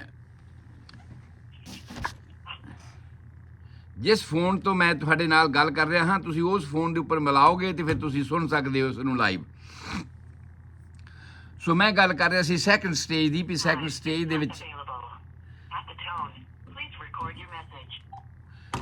ਬੱਚੇ ਦੀ ਡਿਲੀਵਰੀ ਹੋ ਗਈ ਤੇ ਬੱਚੇ ਦੀ ਡਿਲੀਵਰੀ ਹੋਣ ਤੋਂ ਬਾਅਦ ਅਸੀਂ ਕੀ ਪ੍ਰੀਕਾਸ਼ਨਸ ਤੇ ਕੀ ਚੀਜ਼ਾਂ ਵੇਖਣੀਆਂ ਨੇ, ਉਹਨਾਂ ਨੂੰ ਅਸੀਂ ਐਨਾਮਲੀਜ਼ ਕਹਿੰਦੇ ਹਾਂ। ਕਿ ਬੱਚੇ ਦੇ ਅੰਗਾਂ ਵਿੱਚ, ਬਣਤਰ ਵਿੱਚ ਕੋਈ ਫਰਕ ਤਾਂ ਨਹੀਂ ਰਹਿ ਗਿਆ, ਜਿਹੜਾ ਆਮ ਤੌਰ 'ਤੇ ਵੇਖਣ ਵਿੱਚ, ਕਿਉਂਕਿ ਬਹੁਤ ਲੰਬਾ ਚੈਪਟਰ ਹੈ ਜਿਹੜਾ ਮੈਂ ਤੁਹਾਡੇ ਨਾਲ ਡਿਸਕਸ ਕਰਨਾ ਹੈ ਕਿ ਕੀ ਕਮੀਆਂ ਪੇਸ਼ੀਆਂ ਜਿਹੜੀਆਂ ਅਸੀਂ ਹੁਣ ਤੱਕ ਡਾਕਟਰਾਂ ਨੇ ਨੋਟ ਕਰ ਲਈਆਂ ਨੇ। ਕੁਛ ਤੇ ਬਾਹਰੀ ਦਿਸਦੀਆਂ ਨੇ, ਮੈਂ ਉਹਨਾਂ ਬਾਹਰੀ ਕਮੀਆਂ ਨੂੰ ਦੱਸਾਂ। ਜਿਸ ਤਰ੍ਹਾਂ ਕਿ ਕਲੈਫਟ ਲਿਪ ਤੁਸੀਂ ਦੇਖਿਆ ਹੋਣਾ, ਕਈਆਂ ਦਾ ਬੱਚਿਆਂ ਦਾ ਸਾਹਮਣੇ ਤੋਂ ਬੁੱਲ ਜਿਹੜਾ ਉਹ ਫਟਿਆ ਹੁੰਦਾ, ਕਈਆਂ ਦਾ ਜਵਾੜਾ ਤੱਕ ਵੀ ਉਹ ਕੱਟਿਆ ਹੁੰਦਾ ਹੈਗਾ, ਠੀਕ ਹੈ। ਕਲੈਫਟ ਲਿਪ ਜਾਂ ਕਲੈਫਟ ਪਲੇਟ, ਜਿਹੜਾ ਮੂੰਹ ਹੈ ਉਹ ਉੱਥੋਂ ਅੱਗੋਂ ਤੱਕ ਹੀ ਉਹਦਾ ਜਿਹੜਾ ਕੱਟਿਆ ਹੁੰਦਾ ਆ, ਜਿਹਦੇ ਨਾਲ ਅੱਗੇ ਚੱਲ ਕੇ ਬੱਚੇ ਨੂੰ ਬਹੁਤ ਸਾਰੀਆਂ ਪ੍ਰੋਬਲਮਸ ਆਉਂਦੀਆਂ ਨੇ। ਮੈਂ ਇਸ ਬਾਰੇ ਪੂਰੀ ਡਿਟੇਲ ਤੁਹਾਡੇ ਨਾਲ ਗੱਲ ਕਰਾਂਗਾ ਕਿ ਕਲੈਫਟ ਲਿਪ ਤੇ ਕਲੈਫਟ ਪਲੇਟ ਹੋਣ ਕਰਕੇ ਕੀ ਬੱਚੇ ਨੂੰ ਅੱਗੇ ਜੀਵਨ ਦੇ ਵਿੱਚ ਕਮੀਆਂ ਪੇਸ਼ੀਆਂ ਆ ਸਕਦੀਆਂ ਹਨ, ਔਰ ਉਹਨਾਂ ਦਾ ਵੀ ਹੱਲ ਆਪਾਂ ਇਹ ਕਰਨਾ ਤੇ ਵੇਖਣਾ ਇਹ ਹੈ ਕਿ ਜਦੋਂ ਬੱਚਾ ਪੈਦਾ ਹੋਇਆ ਕਿ ਉਸ ਵੇਲੇ ਕੋਈ ਕਲੈਫਟ ਲਿਪ ਜਾਂ ਕਲੈਫਟ ਪਲੇਟ ਵਾਲੀ ਤੇ ਕੋਈ ਗੱਲ ਨਹੀਂ ਹੈਗੀ। ਉਸ ਤੋਂ ਬਾਅਦ ਕੀ ਬੱਚੇ ਦੇ ਪਿਸ਼ਾਬ ਰਾਹ ਨਾਰਮਲ ਹੈ। ਕਈ ਵਾਰ ਐਸਾ ਹੁੰਦਾ ਹੈ ਕਿ ਬੱਚਾ ਜਦੋਂ ਪੈਦਾ ਹੁੰਦਾ ਪੂਰਾ ਸਮਾਂ ਨਾਰਮਲ ਅਜੇ ਨਹੀਂ ਹੋਇਆ ਸੀ ਉਹਦਾ, ਜਾਂ ਕੋਈ ਕਮੀ ਪੇਸ਼ੀ ਰਹਿ ਗਈ, ਜਿਸ ਕਰਕੇ ਇੰਦਰੀ ਦੇ ਉੱਪਰ ਵਾਲਾ ਜਿਹੜਾ ਮਾਸ, ਖਾਸ ਤੌਰ 'ਤੇ ਮੇਲ ਚਾਈਲਡ ਦੇ ਵਿੱਚ ਇੰਦਰੀ ਦੇ ਉੱਪਰ ਵਾਲਾ ਜਿਹੜਾ ਮਾਸ ਹੈ, ਕਿਉਂਕਿ ਔਰਤਾਂ ਦਾ ਅਤੇ ਆਦਮੀਆਂ ਦਾ ਡਿਫਰੈਂਸ ਹੈ, ਮੈਂ ਦੱਸਿਆ ਸੀਗਾ, ਉਹ ਸੈਪਰੇਟ ਹੈ। ਮਾਂ ਦਾ ਜਿਹੜਾ ਹੈਗਾ ਯੂਰੀਨਰੀ ਸਿਸਟਮ ਅਤੇ ਜਨਨ ਅੰਗਾਂ ਦਾ ਸਿਸਟਮ ਵੱਖਰਾ ਹੈ, ਪਰ ਮਨੁੱਖ ਦਾ ਜਿਹੜਾ ਉਹ ਇੱਕੋ ਹੀ ਹੈ। ਇਸ ਕਰਕੇ ਸਾਨੂੰ ਉਸ ਨੂੰ ਵਾਚ ਕਰਨ ਦੀ ਲੋੜ ਹੁੰਦੀ ਹੈ। ਉਹਦੇ ਉੱਪਰ ਜਿਹੜਾ ਚੜ੍ਹਿਆ ਪਰਦਾ ਹੈ, ਜਿਹਨੂੰ ਅਸੀਂ ਫਾਈਮੋਸਿਸ ਕਹਿੰਦੇ ਹਾਂ, ਜੇ ਜੁੜ ਜਾਵੇ ਤੇ ਉਸ ਨੂੰ ਕਹਿੰਦੇ ਹਾਂ ਫਾਈਮੋਸਿਸ। ਪ੍ਰੀਪਸ ਉਸ ਪਰਦੇ ਦਾ ਨਾਂ ਹੈ। ਪ੍ਰੀਪਸ ਦਾ ਅਗਲੇ ਪਾਸੇ ਗਲਾਸ ਪੇਨਸ ਦੇ ਉੱਪਰ ਜੁੜੇ ਹੋਣਾ, ਇਹ ਕਈ ਵੇਰਾਂ ਇਹੋ ਜਿਹੀਆਂ ਕੰਡੀਸ਼ਨਾਂ ਬਣਦੀਆਂ ਨੇ ਜਿਹਦੇ ਕਰਕੇ ਇਹ ਪਿਸ਼ਾਬ ਬੱਚਾ ਨਹੀਂ ਕਰ ਸਕਦਾ। ਜੇ ਬੱਚਾ ਪਿਸ਼ਾਬ ਨਹੀਂ ਕਰ ਸਕਦਾ ਤੇ ਉਸ ਹਾਲਾਤ ਦੇ ਵਿੱਚ ਬੱਚੇ ਆਮ ਤੌਰ ਤੇ ਜਨਮ ਤੋਂ ਥੋੜ੍ਹੀ ਦੇਰ ਬਾਅਦ ਅਸੀਂ 2 ਘੰਟੇ ਦਾ ਪੀਰੀਅਡ ਲੈਂਦੇ ਹਾਂ ਆਮ ਤੌਰ ਤੇ, ਜਿਹੜਾ ਐਜ਼ ਐਨ ਐਵਰੇਜ ਹਸਪਤਾਲਾਂ ਦੇ ਵਿੱਚ ਵੇਖਿਆ ਜਾਂਦਾ ਆ ਕਿ 2 ਘੰਟਿਆਂ ਦੇ ਵਿੱਚ ਅਗਰ ਅਸੀਂ ਬੱਚਾ ਪਿਸ਼ਾਬ ਨਹੀਂ ਕਰਦਾ ਜਾਂ ਪਿਸ਼ਾਬ ਕਰਨ ਸਮੇਂ ਰੋਂਦਾ ਹੈ ਜਾਂ ਉਸ ਵੇਲੇ ਉਸਨੇ ਮੈਕੋਨੀਅਮ ਆਪਣੇ ਪਹਿਲੀ ਟੱਟੀ ਨਹੀਂ ਕਰੀ ਤਾਂ ਫਿਰ ਸਾਨੂੰ ਇਹ ਵੇਖਣ ਦੀ ਲੋੜ ਪੈਂਦੀ ਹੈ ਕਿ ਕੀ ਟੱਟੀ ਵਾਲਾ ਰਸਤਾ ਬਣਿਆ ਹੋਇਆ ਹੈ। ਇਹਦੀ ਵੀ ਡਿਟੇਲ ਮੈਂ ਤੁਹਾਨੂੰ ਦੱਸਣੀ ਹੈ ਕਿ ਕਿਵੇਂ ਇੰਟੈਸਟਾਈਨਸ ਦੇ ਜਿਹੜੇ ਸਾਡੇ ਪੋਰਸ਼ਨ ਹੈ, ਅੰਤੜੀਆਂ ਦੇ ਜਿਹੜੇ ਸਾਡੇ ਪੋਰਸ਼ਨ ਨੇ, ਉਹ ਸਰੀਰ ਦੇ ਅੰਦਰ ਅਲੱਗ-ਅਲੱਗ ਸੈਂਟਰਾਂ ਤੋਂ ਬਣਨੇ ਸ਼ੁਰੂ ਹੁੰਦੇ ਆ ਤੇ ਫਿਰ ਆਪਸ ਵਿੱਚ ਜੁੜਦੇ, ਜਿਵੇਂ ਰੇਲ ਦੇ ਡੱਬੇ ਆਪਸ ਵਿੱਚ ਜੁੜਦੇ ਆ ਨਾ, ਤੇ ਇਸੇ ਤਰ੍ਹਾਂ ਅਲੱਗ-ਅਲੱਗ ਪੋਰਸ਼ਨ ਬਣ ਕੇ ਆਪਸ ਵਿੱਚ ਜੁੜਦੇ ਨੇ। ਦੀ ਡਿਟੇਲ ਆਏਗੀ, ਮੈਂ ਅੱਗੇ ਦੱਸਾਂਗਾ ਤੁਹਾਨੂੰ। ਔਰ ਕਈ ਵੇਰਾਂ ਕੋਈ ਕਮੀ ਪੇਸ਼ੀ ਰਹਿਣ ਕਰਕੇ ਇਹ ਜਿਹੜੇ ਡੱਬੇ ਆ ਉਹ ਆਪਸ ਵਿੱਚ ਜੁੜੇ ਹੀ ਨਹੀਂ ਹੁੰਦੇ। ਤੁਸੀਂ ਅੰਦਾਜ਼ਾ ਲਾ ਲਓ ਵੀ ਕੀ ਹੋਏਗਾ ਜੇ ਇੱਕ ਟੱਟੀ ਵਾਲੇ ਰਸਤੇ ਦੇ ਉੱਪਰ ਵਾਲੇ ਪਾਸੇ ਸਿਗਮੋਇਡ ਕਾਲਨ ਹੈ ਤੇ ਸਿਗਮੋਇਡ ਕਾਲਨ ਤੇ ਉੱਪਰ ਵਾਲਾ ਡਿਸੈਂਡਿੰਗ ਕਾਲਨ ਆਪਸ ਵਿੱਚ ਜੁੜਿਆ ਹੀ ਨਾ ਹੋਵੇ ਤੇ ਫਿਰ ਕੀ ਹੋਊਗਾ। ਸੋ ਉਹ ਇਹੋ ਜਿਹੀਆਂ ਕੰਡੀਸ਼ਨਾਂ ਜਿਹੜੀਆਂ ਨੇ, ਇਹਨਾਂ ਦਾ ਡਾਇਗਨੋਸਿਸ, ਇਹਨਾਂ ਦੀ ਜਾਣਕਾਰੀ ਅਸੀਂ ਆਮ ਤੌਰ 'ਤੇ ਇਹ ਕਰਨੀ ਹੈ ਵੇਖ ਕੇ ਸਿੰਪਟਮਸ ਕਿ ਕੀ 2 ਘੰਟਿਆਂ ਦੇ ਵਿੱਚ ਜਨਮ ਤੋਂ ਬਾਅਦ ਬੱਚੇ ਨੇ ਮੈਕੋਨੀਅਮ ਟੱਟੀ ਕਰੀ ਕਿ ਨਹੀਂ, ਔਰ ਬੱਚੇ ਨੇ ਪਿਸ਼ਾਬ ਕਰਿਆ ਕਿ ਨਹੀਂ। ਸੋ ਇਹ ਸਾਰੀਆਂ ਕੰਡੀਸ਼ਨਾਂ ਜਿਹੜੀਆਂ ਹਨ, ਇਹਨਾਂ ਸਾਰੀਆਂ ਕੰਡੀਸ਼ਨਾਂ ਨੂੰ ਵਾਚ ਕਰਨ ਦੀ ਲੋੜ ਹੈਗੀ ਹੈ ਉਸ ਵੇਲੇ, ਤਾਂ ਕਿ ਸਾਨੂੰ ਇਹ ਪਤਾ ਲੱਗੇ ਕਿ ਬੱਚਾ ਜਦ ਪੈਦਾ ਹੋਇਆ ਹੈ ਉਹ ਨਾਰਮਲ ਪੈਦਾ ਹੋਇਆ ਹੈ। ਆਖਰੀ ਹਫ਼ਤਿਆਂ ਦੇ ਵਿੱਚ ਆਮ ਤੌਰ 'ਤੇ ਉਹਦੇ 9 ਕੰਪਲੀਟ ਹੁੰਦੇ ਨੇ ਕਿ ਬੱਚੇ ਦੇ 9 ਪੂਰੇ ਨੇ। ਸੋ ਜਿਹੜੀਆਂ ਸਾਹਮਣੇ ਦਿਸਦੀਆਂ ਸਾਡੀਆਂ ਐਨੋਮਲੀਜ਼ ਨੇ, ਉਹ ਇਹ ਐਨੋਮਲੀਜ਼ ਹਨ। ਹੱਥ ਪੈਰ ਦੇਖਣੇ ਅਸੀਂ ਉਹਦਾ ਨਿਕਾਸ, ਜਿਹੜੇ ਸਾਹ ਰਹਿਣ ਵਾਲਾ ਰਸਤਾ ਹੈ ਉਹ ਦੇਖਣਾ ਅਸੀਂ। ਅੱਖਾਂ ਦੇਖਣੀਆਂ ਨੇ ਕਿ ਉਹਦੀਆਂ ਨਾਰਮਲ ਹੈਗੀਆਂ ਨੇ, ਬੁੱਲ ਦੇਖਣੇ ਨੇ ਕਿ ਉਹ ਨਾਰਮਲ ਹੈਗੇ ਨੇ, ਪਿਸ਼ਾਬ ਤੇ ਟੱਟੀ ਦਾ ਰਸਤਾ ਉਹਦਾ ਨਾਰਮਲ ਹੈਗਾ ਕਿ ਨਹੀਂ ਹੈਗਾ। ਸੋ ਇਹ ਸਾਰੀਆਂ ਗੱਲਾਂ ਅਸੀਂ ਆਮ ਤੌਰ 'ਤੇ ਸੈਕੰਡ ਸਟੇਜ ਆਫ ਲੇਬਰ ਦੇ ਵਿੱਚ ਵੇਖਣੀਆਂ ਹਨ। ਸੋ ਸੈਕੰਡ ਸਟੇਜ ਆਫ ਲੇਬਰ ਦੇ ਵਿੱਚ ਅਸੀਂ ਇਹ ਸਾਰੀਆਂ ਕੰਡੀਸ਼ਨਾਂ ਨੂੰ ਵੇਖਣਾ ਹੈ। ਤੇ ਸੈਕੰਡ ਸਟੇਜ ਅਸੀਂ ਇੱਥੋਂ ਤੱਕ ਗਿਣਦੇ ਹਾਂ ਕਿ ਬੱਚੇ ਦੀ ਡਿਲੀਵਰੀ ਹੋ ਗਈ। ਪਹਿਲੀ ਸਟੇਜ ਸੀ ਕਿ ਪਹਿਲੀ ਦਰਦ ਸ਼ੁਰੂ ਹੋਣ ਤੋਂ ਬਾਅਦ ਪੂਰਾ ਡਾਇਲੇਟੇਸ਼ਨ ਹੋਣ ਤੱਕ, ਮਾਂ ਦੇ ਅੰਗਾਂ ਦਾ ਪੂਰਾ ਖੁੱਲ੍ਹ ਜਾਣ ਤੱਕ, ਇਹ ਪਹਿਲੀ ਸਟੇਜ ਸੀਗੀ। ਪਹਿਲੀ ਸਟੇਜ ਦੀਆਂ ਦਰਦਾਂ ਦੀ ਕਹਾਣੀ ਇਹ ਸਾਰੀ ਆਪਾਂ ਕਰੀ। ਉਸ ਤੋਂ ਬਾਅਦ ਸੈਕੰਡ ਸਟੇਜ, ਪੂਰੇ ਡਾਇਲਾਟੇਸ਼ਨ ਤੋਂ ਬਾਅਦ ਬੱਚੇ ਦੀ ਡਿਲੀਵਰੀ ਹੋਣ ਤੱਕ, ਇਹ ਸੈਕੰਡ ਸਟੇਜ ਹੈਗੀ ਹੈ। ਔਰ ਇਸ ਸੈਕੰਡ ਸਟੇਜ ਦੀਆਂ ਕੰਪਲੀਕੇਸ਼ਨਾਂ ਕੀ ਨੇ ਤੇ ਅਸੀਂ ਪ੍ਰੀਕਾਸ਼ਨ ਕੀ ਲੈਣੇ ਨੇ, ਸਾਨੂੰ ਜਾਣਨ ਦੀ ਕੀ ਲੋੜ ਹੈ, ਇਹ ਸਾਰੀਆਂ ਗੱਲਾਂ ਅਸੀਂ ਤੁਹਾਡੇ ਨਾਲ ਕਰ ਲਈਆਂ। ਉਸ ਤੋਂ ਬਾਅਦ ਨੈਕਸਟ ਸਟੈਪ ਜਿਹੜਾ ਸਾਡਾ ਸ਼ੁਰੂ ਹੁੰਦਾ ਹੈ ਉਹ ਹੈ ਨਾੜੂ ਦਾ ਕੱਟਣਾ, ਅੰਬਲਾਈਕਲ ਕਾਰਡ ਦਾ ਕੱਟਣਾ।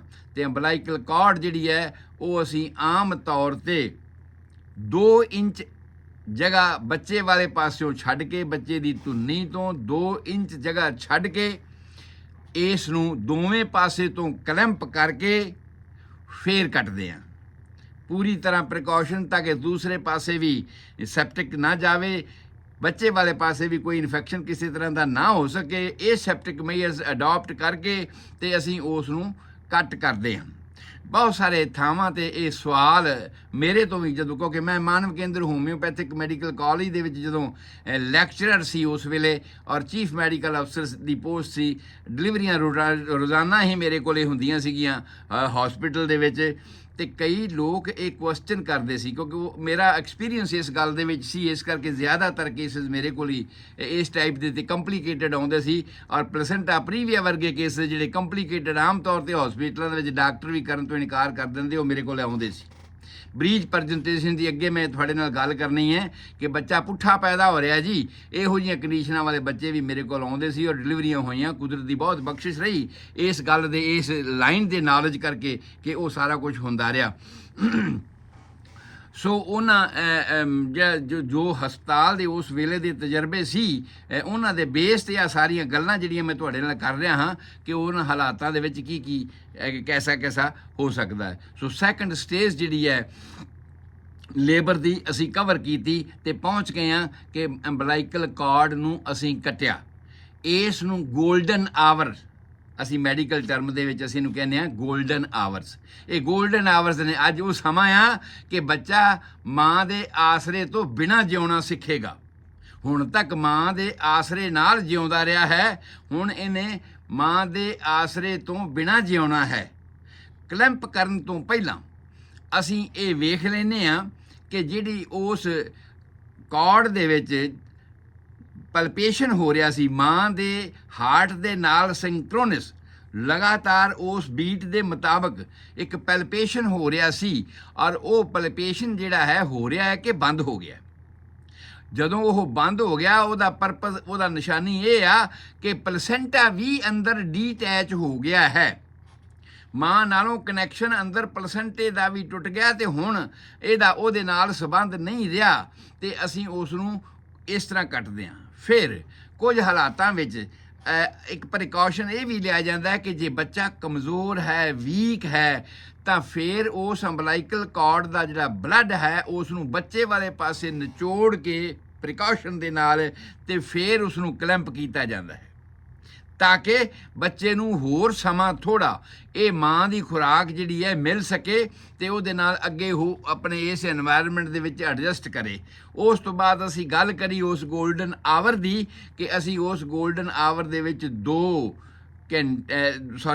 2 ਇੰਚ ਦਾ ਏਰੀਆ ਛੱਡ ਕੇ ਬੱਚੇ ਵਾਲੇ ਪਾਸਿਓਂ ਤੇ ਇਸ ਨੂੰ 2 ਥਾਵਾਂ ਤੋਂ ਕਲੈਂਪ ਕਰਨਾ, ਇੱਕ ਮਾਂ ਵਾਲੇ ਪਾਸੇ ਤੋਂ, ਇੱਕ ਬੱਚੇ ਵਾਲੇ ਪਾਸੇ ਤੋਂ। ਇਨ ਬਿਟਵੀਨ ਅਸੀਂ ਉਸ ਨੂੰ ਕੱਟ ਕਰਨਾ ਹੈਗਾ ਤੇ ਉਸ ਤੋਂ ਬਾਅਦ ਅਸੀਂ ਟਾਈ ਕਰਨਾ ਹੈ ਧਾਗੇ ਨਾਲ, ਜਿਹਦਾ ਅਸੀਂ ਏਰੀਆ ਰੱਖਿਆ 1 ਇੰਚ। ਜਿਹੜਾ ਬੱਚੇ ਵਾਲੇ ਪਾਸੇ ਦਾ ਕਲੈਂਪ ਹੈਗਾ ਆ, ਉਸ ਕਲੈਂਪ ਤੋਂ 1 ਇੰਚ ਹੇਠਾਂ ਅਸੀਂ ਉਹਨੂੰ ਪੂਰੀ ਤਰ੍ਹਾਂ ਟਾਈਟ ਕਰਨਾ ਆ ਤੇ ਐਂਟੀਸੈਪਟਿਕ ਉਹਦੇ ਉੱਪਰ ਬੈਂਡੇਜ ਵਗੈਰਾ ਲਗਾ ਕੇ ਤੇ ਉਸ ਨੂੰ ਪੂਰੀ ਤਰ੍ਹਾਂ ਟਾਈ ਕਰਕੇ ਰੱਖ ਦੇਣਾ ਹੈ, ਕਿਉਂਕਿ ਇਸ ਨੇ ਫਿਰ ਡਰਾਈ ਹੋਣਾ, ਸੁੱਕਣਾ ਹੈ, ਔਰ ਉਹਦਾ ਜਿਹੜਾ ਸਮਾਂ ਹੈ ਉਹ ਤਕਰੀਬਨ 7 ਦਿਨ ਦਾ ਅਸੀਂ ਲੈਂਦੇ ਹਾਂ ਕਿ ਵਿਦਿਨ 7 ਡੇਜ਼ ਇਸ ਨੂੰ ਡਰਾਈ ਹੋ ਕੇ ਸੁੱਕ ਜਾਣਾ ਚਾਹੀਦਾ ਹੈ ਤੇ ਨਾਰਮਲ ਧੁੰਨੀ ਜਿਹੜੀ ਅੱਗੇ ਚੱਲਣੀ ਚਾਹੀਦੀ। ਪਰ ਕਈ ਕੰਪਲੀਕੇਸ਼ਨਾਂ ਹੁੰਦੀਆਂ ਨੇ ਉਹਦੀਆਂ, ਜਿਹੜੀਆਂ ਮੈਂ ਅੱਗੇ ਚੱਲ ਕੇ ਦੱਸਣੀਆਂ ਨੇ, ਕਿਉਂਕਿ ਅਜੇ ਤਾਂ ਸਮਾਂ ਸਾਡਾ ਬੱਚੇ ਦੀ ਡਿਲੀਵਰੀ ਹੋਣ ਤੱਕ ਹੀ ਅਸੀਂ ਆਇਆ ਹੈ।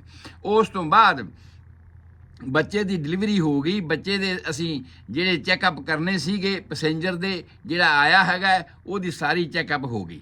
ਉਹਦੀ ਸਾਰੀ ਚੈੱਕਅਪ ਹੋਣ ਤੋਂ ਬਾਅਦ ਅਸੀਂ ਹੁਣ ਸੈਕੰਡ ਸਟੈਪ ਤੇ ਆ ਗਏ ਕਿ ਪਲਸੈਂਟੇ ਦੀ ਡਿਲੀਵਰੀ ਹੋਣੀ ਆ। ਪਲਸੈਂਟਾ ਆਲ ਜਿਹਨੂੰ ਅਸੀਂ ਕਹਿੰਦੇ ਆ, ਇਸ ਨੇ ਬਾਅਦ ਵਿੱਚ ਆਉਣਾ, ਜਿਹਦਾ ਸਮਾਂ 5 ਮਿੰਟ ਤੋਂ ਲੈ ਕੇ ਅੱਧੇ ਘੰਟੇ ਤੱਕ ਦਾ ਹੈ। ਔਰ ਅਗਰ ਵੈਸੇ ਤਾਂ ਕਈ ਵਾਰ ਉਹ ਪੇਨਸ ਚੱਲ ਰਹੀਆਂ ਨੇ, ਉਹਦੇ ਨਾਲ ਉਸੇ ਵੇਲੇ ਹੀ ਉਹ ਡਿਟੈਚ ਹੋ ਕੇ ਤੇ ਬਾਹਰ ਆ ਜਾਂਦਾ ਆ, ਪਰ ਕਈ ਵਾਰ ਇਹ ਸਮਾਂ ਲੈ ਜਾਂਦਾ ਹੈ ਕੁਝ ਕੰਪਲੀਕੇਸ਼ਨਾਂ ਦੇ ਕਰਕੇ, ਕੁਝ inertia of the uterus medical term ਹੈਗੀ ਆ। ਉਹਦਾ ਭਾਵ ਹੈ ਵੀ ਬੱਚੇਦਾਨੀ ਦਰਦਾਂ ਸਹਿ ਕੇ ਵੀਕ ਹੋ ਗਈ, ਜਾਂ ਉਹਦਾ ਜਿਹੜਾ ਫੋਰਸ ਪ੍ਰੈਸ਼ਰ ਸੀਗਾ ਦਰਦਾਂ ਦਾ ਉਹ ਕਿਸੇ ਤਰ੍ਹਾਂ ਘਟ ਗਿਆ, ਜਿਸ ਕਰਕੇ ਡਿਟੈਚਮੈਂਟ ਉਹਦੀ ਪੂਰੀ ਨਹੀਂ ਹੋਈ ਤੇ ਉਹ ਡਿਟੈਚਮੈਂਟ ਪੂਰੀ ਨਾ ਹੋਣ ਕਰਕੇ ਪਲਸੈਂਟਾ ਜਿਹੜਾ ਹੈ ਉਹ ਅੱਧੇ ਘੰਟੇ ਤੱਕ ਵੀ ਬਾਹਰ ਨਹੀਂ ਆਇਆ। ਜਦੋਂ ਉਹ ਅੱਧੇ ਘੰਟੇ ਤੱਕ ਵੀ ਬਾਹਰ ਨਹੀਂ ਆਉਂਦਾ ਤੇ ਉਸ ਵੇਲੇ ਸਾਨੂੰ ਪ੍ਰੀਕਾਸ਼ਨ ਲੈਣ ਦੀ ਲੋੜ ਹੈ ਕਿ ਜੇ ਬਹੁਤਾ ਸਮਾਂ ਉਹ ਰਹਿ ਗਿਆ, ਕਿਉਂਕਿ ਕੌਰਡ ਬਾਹਰ ਕੱਟੀ ਹੋਈ ਹੈ, ਮਾਂ ਦੇ ਅੰਗਾਂ ਤੋਂ, ਜਨਨ ਅੰਗਾਂ ਤੋਂ ਬਾਹਰ ਕੌਰਡ ਨੂੰ ਅਸੀਂ ਕੱਟ ਲਾਇਆ ਹੋਇਆ ਹੈ, ਔਰ ਹੋ ਸਕਦਾ ਹੈ ਬਾਹਰੋਂ ਕੋਈ ਇਨਫੈਕਸ਼ਨ ਮਾਂ ਨੂੰ ਅੰਦਰ ਹੋ ਜਾਵੇ। ਐਸਾ ਨਾ ਹੋਵੇ, ਉਹਦੇ ਬਚਾਅ ਵਾਸਤੇ ਸਾਨੂੰ ਪ੍ਰੀਕਾਸ਼ਨ ਕਰਨ ਦੀ ਲੋੜ ਹੈ ਕਿ ਜਿੰਨੀ ਛੇਤੀ ਹੋ ਸਕੇ ਪਲਸੈਂਟੇ ਦੀ ਡਿਲੀਵਰੀ ਚਾਹੇ ਮੈਨੂਅਲ ਕਰਨੀ ਪਵੇ ਜਾਂ ਜਿਹੜੇ ਉਹਦਾ ਐਟਰੈਕਸ਼ਨ ਮੈਥਡ ਹੈ। ਐਟਰੈਕਸ਼ਨ ਮੈਥਡ ਅਸੀਂ ਇਹ ਕਹਿੰਦੇ ਹਾਂ ਕਿ ਉਸ ਵੇਲੇ ਪੇਟ ਸੌਫਟ ਹੋ ਗਿਆ, ਉਸ ਵੇਲੇ ਬੱਚੇਦਾਨੀ ਸੌਫਟ ਹੋ ਗਈ, ਤਾਂ ਉਹਦਾ ਇੱਕ ਤਰੀਕਾ ਹੈ ਕਿ ਜਿਵੇਂ ਕਿਸੇ ਨੂੰ ਮੁੱਠੀ ਭਰੋ ਤੇ ਮੁੱਠੀ ਭਰ ਕੇ ਤੇ ਫਿਰ ਉਸ ਨੂੰ ਇੱਕਦਮ ਛੱਡੋ, ਫਿਰ ਮੁੱਠੀ ਭਰੋ, ਫਿਰ ਛੱਡੋ। ਉਹਦੇ ਵਿੱਚ ਬੱਚੇਦਾਨੀ ਦਾ ਜਿਹੜਾ ਫੰਡਸ ਹੈ ਉਹ ਤੁਹਾਡੇ ਹੱਥ ਵਿੱਚ ਆਉਣਾ ਚਾਹੀਦਾ, ਪੇਟ ਦੇ ਵਿੱਚੋਂ, ਮਾਂ ਦੇ ਪੇਟ ਦੇ ਵਿੱਚੋਂ। ਤੁਹਾਡਾ ਖੱਬਾ ਹੱਥ ਇਸ ਗੱਲ ਨੂੰ ਸਪੋਰਟ ਕਰ ਰਿਹਾ ਹੈਗਾ ਉਸ ਵੇਲੇ, ਕਿਉਂਕਿ ਬਾਕੀ ਬਾਹਰ ਦੇ ਅੰਗ ਨੂੰ ਜਿਹੜਾ ਤੁਸੀਂ ਕਲੈਂਪ ਕੀਤਾ ਹੋਇਆ ਹੈ ਉਸ ਨੂੰ ਪਕੜਿਆ ਹੋਇਆ ਹੈ, ਔਰ ਤੁਹਾਡਾ ਖੱਬਾ ਹੱਥ ਇਹ ਕੰਮ ਕਰ ਰਿਹਾ ਹੈ ਕਿ ਤੁਸੀਂ ਪੇਟ ਦੇ ਉੱਪਰੋਂ ਬੱਚੇਦਾਨੀ ਦਾ ਫੰਡਸ ਫੜਦੇ ਹੋ ਤੇ ਉਸ ਨੂੰ ਫੜ ਕੇ ਖਿੱਚਦੇ ਹੋ ਤੇ ਸਿਰ ਛੱਡਦੇ ਹੋ, ਖਿੱਚਦੇ ਹੋ ਤੇ ਫਿਰ ਛੱਡਦੇ ਹੋ। ਇਹਦੇ ਨਾਲ ਆਮ ਤੌਰ ਤੇ ਪਲਸੈਂਟਾ ਜਿਹੜਾ ਹੈ ਉਹ ਡੀਟੈਚ ਹੋ ਜਾਂਦਾ ਆ, ਔਰ ਡੀਟੈਚ ਹੋ ਕੇ ਫਿਰ ਉਸੇ ਵੇਲੇ ਉਹਦੀ ਐਕਸਪਲਸ਼ਨਸ ਹੋ ਜਾਂਦੀ ਹੈ। ਨਾ ਹੋਵੇ ਤੇ ਮੈਨੂੰ ਕਈ ਵਾਰ ਐਸੇ ਮੇਰੇ ਲਾਈਫ ਦੇ ਵਿੱਚ ਐਸੇ ਗੱਲਾਂ ਆਈਆਂ ਕਿ ਮੈਨੂੰ ਉਸ ਨੂੰ ਮੈਨੂਅਲੀ ਵੀ ਰਿਮੂਵ ਕਰਨਾ ਪਿਆ। ਸੋ ਉਸ ਨੂੰ ਸਾਨੂੰ ਕਰਨ ਦੀ ਲੋੜ ਹੈ ਤੇ ਇਹ ਸੈਪਟਿਕ ਮੈਜਰਸ ਜਿਹੜੇ ਨੇ ਅਡਾਪਟ ਕਰਨ ਦੀ ਲੋੜ ਹੈਗੀ ਹੈ ਤਾਂ ਕਿ ਮਾਂ ਨੂੰ ਵੀ ਕੋਈ ਕੰਪਲੀਕੇਸ਼ਨ ਬਾਅਦ ਵਿੱਚ ਨਾ ਹੋ ਜਾਵੇ, ਉਹ ਵੀ ਸੇਫ ਰਹੇ ਔਰ ਪਲਸੈਂਟਾ ਵੀ ਪੂਰਾ ਆ ਜਾਵੇ। ਅਤੇ ਉਸ ਤੋਂ ਬਾਅਦ ਹੁੰਦਾ ਹੈ ਪਲਸੈਂਟਾ ਦਾ ਐਗਜ਼ਾਮੀਨੇਸ਼ਨ, ਜਿਹੜਾ ਮੈਂ ਤੁਹਾਨੂੰ ਦੱਸ ਚੁੱਕਿਆ ਹਾਂ ਕਿ ਇਸ ਸਟੇਜ 'ਤੇ ਪਹੁੰਚ ਕੇ ਜਦੋਂ ਪਲਸੈਂਟਾ ਹੋ ਜਾਂਦਾ ਹੈ ਅਤੇ ਸਾਡੀ ਤੀਸਰੀ ਸਟੇਜ ਪੂਰੀ ਹੋ ਗਈ। ਇਸ ਹਾਲਾਤ ਵਿੱਚ ਇਮੀਡੀਏਟ ਸਾਈਕਾਲੋਜੀਕਲ ਜਿਹੜੀਆਂ ਤਾਂ ਮੈਂ ਤੁਹਾਨੂੰ 5P ਦੱਸੀਆਂ ਨੇ, ਉਸ ਦਾ ਇੱਥੇ ਆ ਕੇ 5ਵੀਂ P ਦਾ ਰੋਲ ਇੱਥੇ ਫਿਰ ਬਹੁਤ ਜ਼ਿਆਦਾ ਹੋ ਜਾਂਦਾ ਹੈ। ਖਾਸ ਤੌਰ 'ਤੇ ਸਾਡੀ ਕਮਿਊਨਿਟੀ ਦੇ ਵਿੱਚ ਜਿੱਥੇ ਧੀਆਂ ਨੂੰ ਬਹੁਤਾ ਵਧੀਆ ਨਹੀਂ ਸਮਝਿਆ ਜਾਂਦਾ, ਉਸ ਕਮਿਊਨਿਟੀ ਦੇ ਵਿੱਚ ਅਗਰ ਕਿਸੇ ਬੱਚੀ ਨੂੰ ਜਨਮ ਦਿੱਤਾ ਆ ਅਤੇ ਉਸ ਵੇਲੇ ਸਾਈਕਾਲੋਜੀਕਲੀ ਮਾਂ ਨੂੰ ਬਿਲਟ ਅਪ ਕਰਨ ਦੀ ਲੋੜ ਆ। ਔਰ ਮਾਂ ਨੂੰ ਬਿਲਟ ਅਪ ਕਰਨ ਵਾਸਤੇ ਇਹ ਬਹੁਤ ਜ਼ਰੂਰੀ ਹੈ ਕਿ ਉਸ ਨੂੰ ਸਾਈਕਾਲੋਜੀਕਲ ਹੌਸਲਾ ਦਿੱਤਾ ਜਾਵੇ। ਇਸ ਸਟੇਜਾਂ ਦੇ ਵਿੱਚ ਕਈ ਵਾਰ ਮਾਵਾਂ ਨੂੰ ਸਿੰਕਿੰਗ ਹੋ ਜਾਂਦੀ ਹੈ, ਕਈ ਵਾਰ ਹਾਰਟ ਇੱਕਦਮ ਲੋ ਰੇਟ 'ਤੇ ਪਹੁੰਚ ਜਾਂਦਾ ਹੈ, ਅਨਕੌਂਸ਼ੀਅਸ ਹੋ ਜਾਂਦੀਆਂ ਨੇ ਮਾਵਾਂ।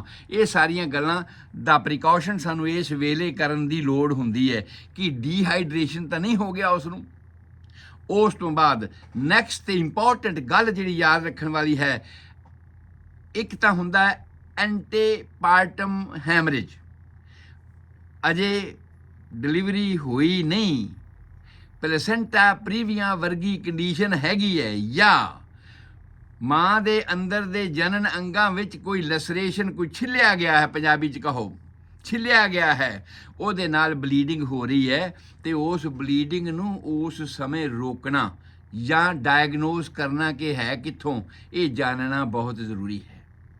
ਉਸ ਤੋਂ ਬਾਅਦ ਪੋਸਟਪਾਰਟਮ ਹੈਮਰੇਜ, ਡਿਲੀਵਰੀ ਹੋ ਗਈ ਹੈ, ਬੱਚਾ ਹੁਣ ਤੁਹਾਡੇ ਹੱਥ ਵਿੱਚ ਹੈ, ਪਲਸੈਂਟਾ ਵੀ ਆ ਗਿਆ ਹੈ, ਅਤੇ ਉਸ ਵੇਲੇ ਦੀ ਨੈਕਸਟ ਕੰਡੀਸ਼ਨ ਕੀ ਹੈ, ਪੋਸਟਪਾਰਟਮ ਹੈਮਰੇਜ, ਜਿਹਨੂੰ ਸਾਨੂੰ ਕਵਰ ਕਰਨ ਦੀ ਲੋੜ ਹੈ ਕਿ ਖੂਨ ਫਿਰ ਬਾਅਦ ਵਿੱਚ ਤਾਂ ਨਹੀਂ ਆਉਂਦਾ, ਜਿਹੜਾ ਗਸ਼ਿੰਗ ਬੱਚੇ ਦੇ ਆਉਣ ਤੋਂ ਬਾਅਦ ਇੱਕਦਮ ਐਮਨੀਓਟਿਕ ਫਲੂਇਡ ਜਿਹੜਾ ਹੈ, ਉਹ ਲਿਕਰ ਐਮਨੀ ਜਿਹੜੀ ਹੈ ਉਹ ਆਉਣਾ ਸ਼ੁਰੂ ਹੋ ਜਾਂਦਾ ਹੈ ਬਹੁਤ ਜ਼ਿਆਦਾ ਗਸ਼ਿੰਗ ਦੇ ਵਿੱਚ। ਜਿੰਨਾ ਕਿਉਂਕਿ ਮੈਂ ਤੁਹਾਨੂੰ ਦੱਸਿਆ ਸੀ ਕਿ ਨਾਰਮਲ ਇਹਦੀ ਜਿਹੜੀ ਰੇਂਜ ਹੈ ਉਹ 600 ਤੋਂ 800 ਮਿਲੀਲੀਟਰ ਤੱਕ ਹੁੰਦੀ ਹੈ। ਵੱਧ ਹੋਵੇ ਤੇ ਤਾਂ ਵੀ ਇਹਦੀਆਂ ਪ੍ਰੋਬਲਮਸ ਅਸੀਂ ਗਿਣੀਆਂ ਸੀਗੀਆਂ ਪ੍ਰੈਗਨੈਂਸੀ ਦੇ ਵਿੱਚ ਹੋ ਸਕਦੀਆਂ ਨੇ, ਘੱਟ ਹੋਵੇ ਤੇ ਤਾਂ ਵੀ ਅਸੀਂ ਗਿਣਿਆ ਸੀਗਾ ਕਿ ਇਹਦੀਆਂ ਬਹੁਤ ਸਾਰੀਆਂ ਜਿਹੜੀਆਂ ਪ੍ਰੋਬਲਮਸ ਨੇ ਉਹ ਬੱਚੇ ਨੂੰ ਹੋ ਸਕਦੀਆਂ ਨੇ, ਮਾਂ ਨੂੰ ਵੀ ਇਹਦੀਆਂ ਕੰਪਲੀਕੇਸ਼ਨਸ ਹੋ ਸਕਦੀਆਂ ਨੇ। ਵਾਹਿਗੁਰੂ ਕਿਰਪਾ ਕਰੇ ਵੀ ਉਹ ਸਾਰਾ ਕੁਛ ਨਾਰਮਲ ਹਾਲਾਤ ਦੇ ਵਿੱਚ ਹੋਵੇ, ਨਾਰਮਲ ਰੇਂਜ ਦੇ ਵਿੱਚ ਹੋਵੇ, ਪਰ ਕੁਝ ਪਾਣੀ ਬੱਚੇ ਦੇ ਆਉਣ ਤੋਂ ਪਹਿਲਾਂ ਨਿਕਲਦਾ, ਜਿਹਨੂੰ ਅਸੀਂ 4 ਵਾਟਰ ਬੈਗ ਕਹਿੰਦੇ ਹਾਂ। ਕੁਝ ਪਾਣੀ ਬਚਿਆ ਹੋਇਆ ਰੈਜ਼ੀਡਿਊਅਲ ਵਾਟਰ, ਉਹ ਜਿਹੜਾ ਬੱਚੇ ਤੋਂ ਬਾਅਦ ਆਉਂਦਾ ਹੈਗਾ। ਔਰ ਜਦੋਂ ਹੀ ਇਹ ਕੰਡੀਸ਼ਨ ਵਾਪਰਦੀ ਹੈ, ਉਸ ਵੇਲੇ ਬੱਚੇ ਦੀ ਇੰਸਪੈਕਸ਼ਨ ਵਿੱਚ ਇੱਕ ਗੱਲ ਹੋਰ ਸ਼ਾਮਲ ਹੋ ਜਾਂਦੀ ਹੈ ਕਿ ਬੱਚੇ ਦੇ ਸਰੀਰ ਦੇ ਉੱਪਰ ਚਿੱਟੀ ਚਿੱਟੀ ਮੈਲ ਜੰਮੀ ਹੁੰਦੀ ਹੈ, ਕੈਸੀਓਸ। ਉਸ ਜਿਹੜਾ ਐਮਨੀਓਟਿਕ ਫਲੂਇਡ ਸੀ, ਉਸ ਫਲੂਇਡ ਦੇ ਵਿੱਚ ਜਿੰਨਾ ਵੀ ਫੈਟ ਮਾਸ ਸੀ, ਜਿੰਨਾ ਵੀ ਥਿਕ ਮਾਸ ਸੀ, ਉਹ ਬੱਚੇ ਦੇ ਉੱਪਰ ਜੰਮ ਜਾਂਦਾ। ਉਹ ਕਈ ਵਾਰ ਨਾਸਾਂ ਵਿੱਚ ਵੀ ਹੁੰਦਾ, ਕਈ ਵਾਰ ਅੱਖਾਂ ਦੇ ਉੱਪਰ, ਚਿਹਰੇ ਦੇ ਉੱਪਰ ਵੀ ਹੁੰਦਾ, ਬੈਕ ਸਾਈਡ 'ਤੇ ਵੀ ਹੁੰਦਾ, ਸਿਰ 'ਚ ਵੀ ਹੁੰਦਾ ਆ। ਇਹ ਸਾਰੇ ਥਾਵਾਂ 'ਤੇ ਹੋ ਸਕਦਾ ਹੈ ਔਰ ਇਸ ਦੀ ਸਾਨੂੰ ਟੇਕ ਕੇਅਰ ਕਰਨ ਦੀ ਲੋੜ ਹੈ। ਬੱਚੇ ਦਾ ਬਾਥ ਕਰਵਾ ਕੇ, ਬੱਚੇ ਨੂੰ ਨੁਹਾ ਕੇ ਉਸ ਨੂੰ ਸਾਫ਼ ਕਰਨ ਦੀ ਲੋੜ ਹੁੰਦੀ ਹੈ।